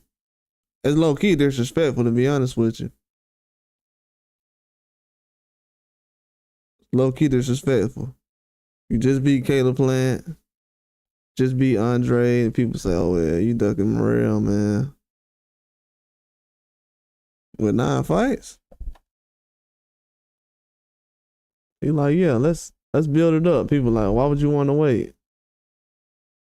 Oh yeah, it's gonna be a good fight. Yeah, it's gonna be a good fight. I think Morrell a beast, bro. I think it's gonna be a good fight.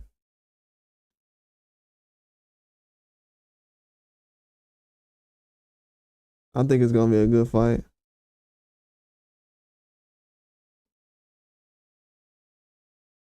I think it's gonna be a good fight. I mean, they ain't got no choice but to make good fights now, because I think waiting around now and trying to build fights up is getting more people exposed than actually just putting the big fights together.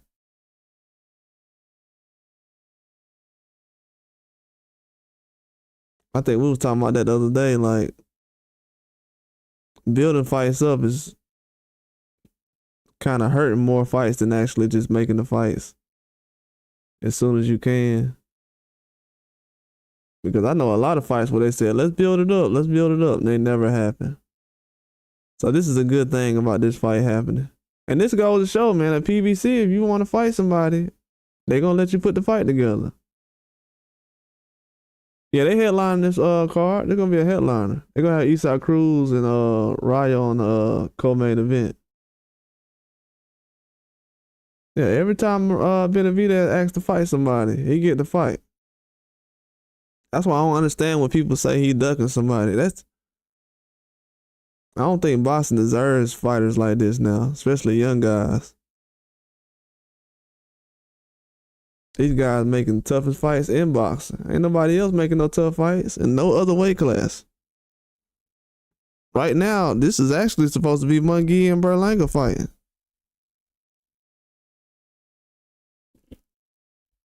To be honest with you, this should be Munguia versus Berlanga right now. They at 168 right now. But people don't really, but to be honest with you, people don't really take them as a threat no more. I think Munguia is a threat. I think Berlanga is too. But people don't take them as a threat though. They don't look at those guys as, hey, y'all need to fight each other. Instead of Morrell getting in the ring with Canelo or Benavidez, they're like, nah, y'all should just fight each other.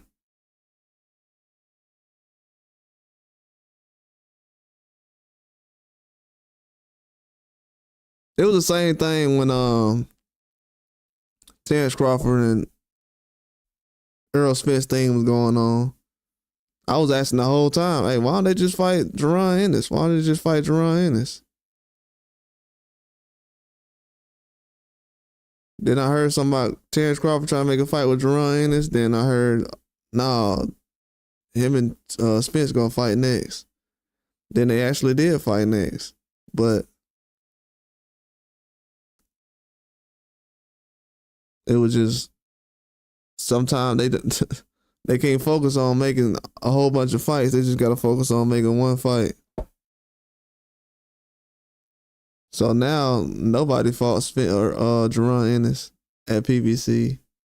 Not Errol Spence or Terrence Crawford. And they could have been made that fight. But they want to build stuff up. And it's like, okay, build it up. If you're going to build it up, just let the fans know you're building the fight up.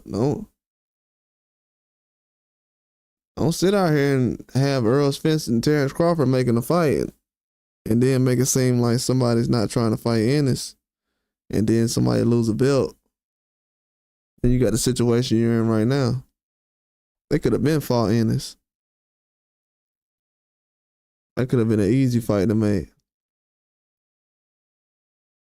Now he's a young guy who doesn't really have any real competition around him except a guy who's 23 and a guy who's 37. And everybody else is not an option.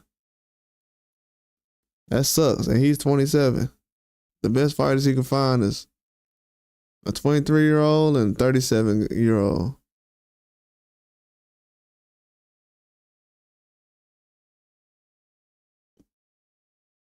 So he's in a rough place. So yeah, I can understand what him and Benavidez and these other fighters are looking at in their situation. They're like, man, I'm kind of a pay-per-view guy, but I'm not there yet fully. But I do want to make the best fights, but everybody ain't making the best fights. So it's kind of a thin line, to be honest with you. It's kind of a thin line. It's like you gonna make the biggest fights and the best fights, but that don't mean you're gonna be the most popular or you're gonna get the credit you deserve. A lot of fighters don't get the credit they deserve. And that's real talk.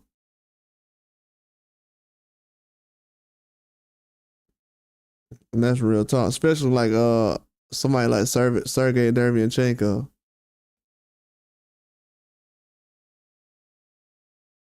Derevyanchenko is probably the best win on everybody's resume that didn't fought him. If you fought Derevyanchenko and beat him, that's your best win.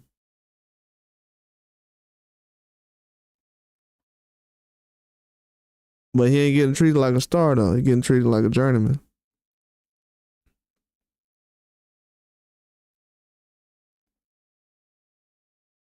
And people will fight him easily, but that's because he's undersized. A lot of people he fighting, he's not supposed to be fighting anyways. But I'm just waiting on the day where people have to actually try to hunt. Because if the narrative has been that Morrell has to hunt Benavidez down. I don't think that's the case. I think this situation will prove it, but I don't think that's the case. I don't think Morrell had to hunt him down. But I think Morrell's a very good fighter though. And I don't think Morrell is ducking anybody.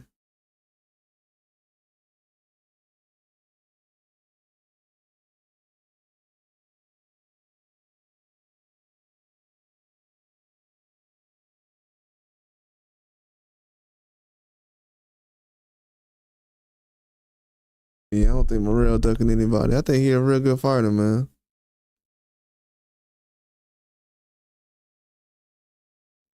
I think with 11 fights though, they pushed him out there early. But they ain't got nobody else to push out there.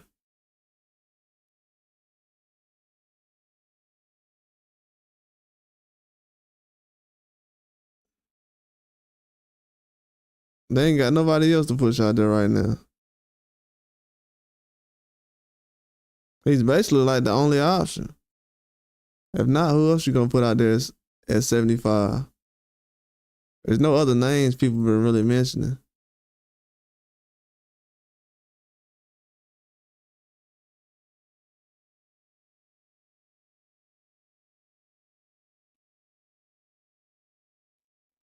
But I think even with this fight with Morrell happening, though, I'm glad it's happening because he gonna be better after he get out of this fight. He's taking a risk right now. He's taking a risk that I don't want to go at Berlanga and Munguia, but it's a risk they didn't take yet. They might think about taking it, but they're not taking it yet. And I heard Berlanga say he would never fight Munguia recently. I mean, not Munguia, Morrell. He said he'll never fight Morrell.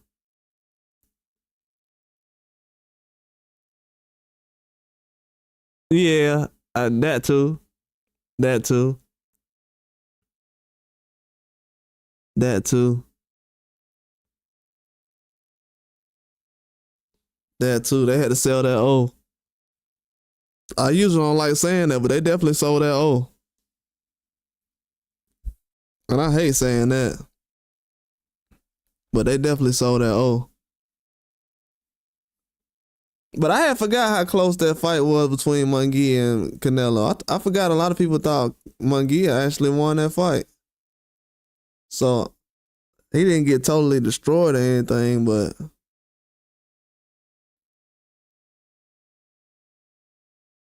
didn't particularly show us anything different.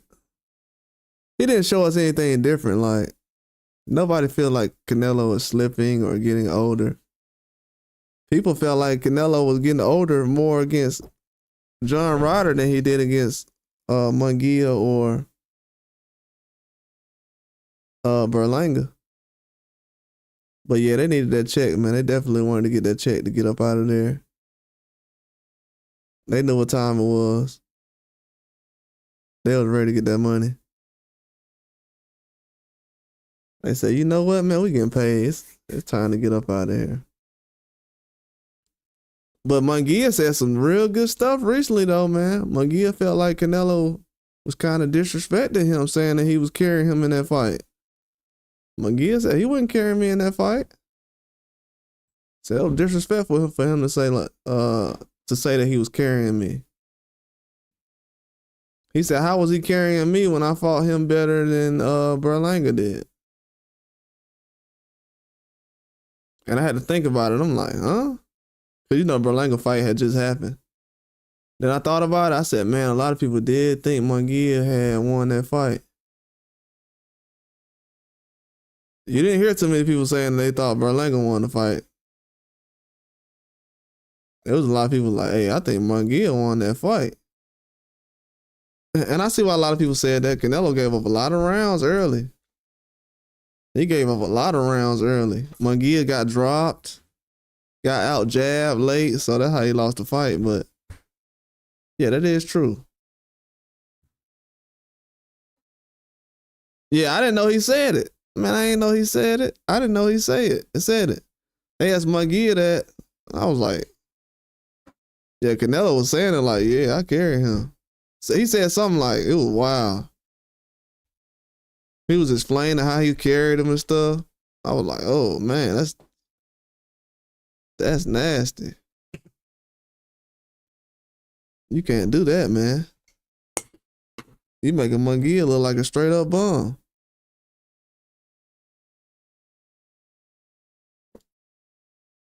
Yeah, he made McGee look like a straight up bum, man.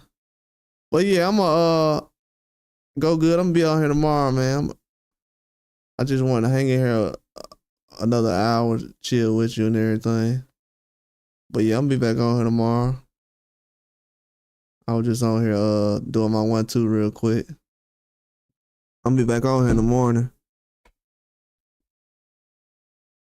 I just wanted to go over this little topic. That was it. But yeah, man, it was crazy when Canelo said that. I was like, man. But yeah, appreciate you for coming through, bro. I'm gonna see you tomorrow. I'm gonna be on here. Tomorrow, Thursday. They ain't got no fights coming on until they got a whole bunch of fights coming on Saturday. They got like 3 or 4 fights coming on Saturday. But I'm gonna see what's coming on tomorrow. See if I can catch something coming on. But yeah, appreciate that for coming through, bro.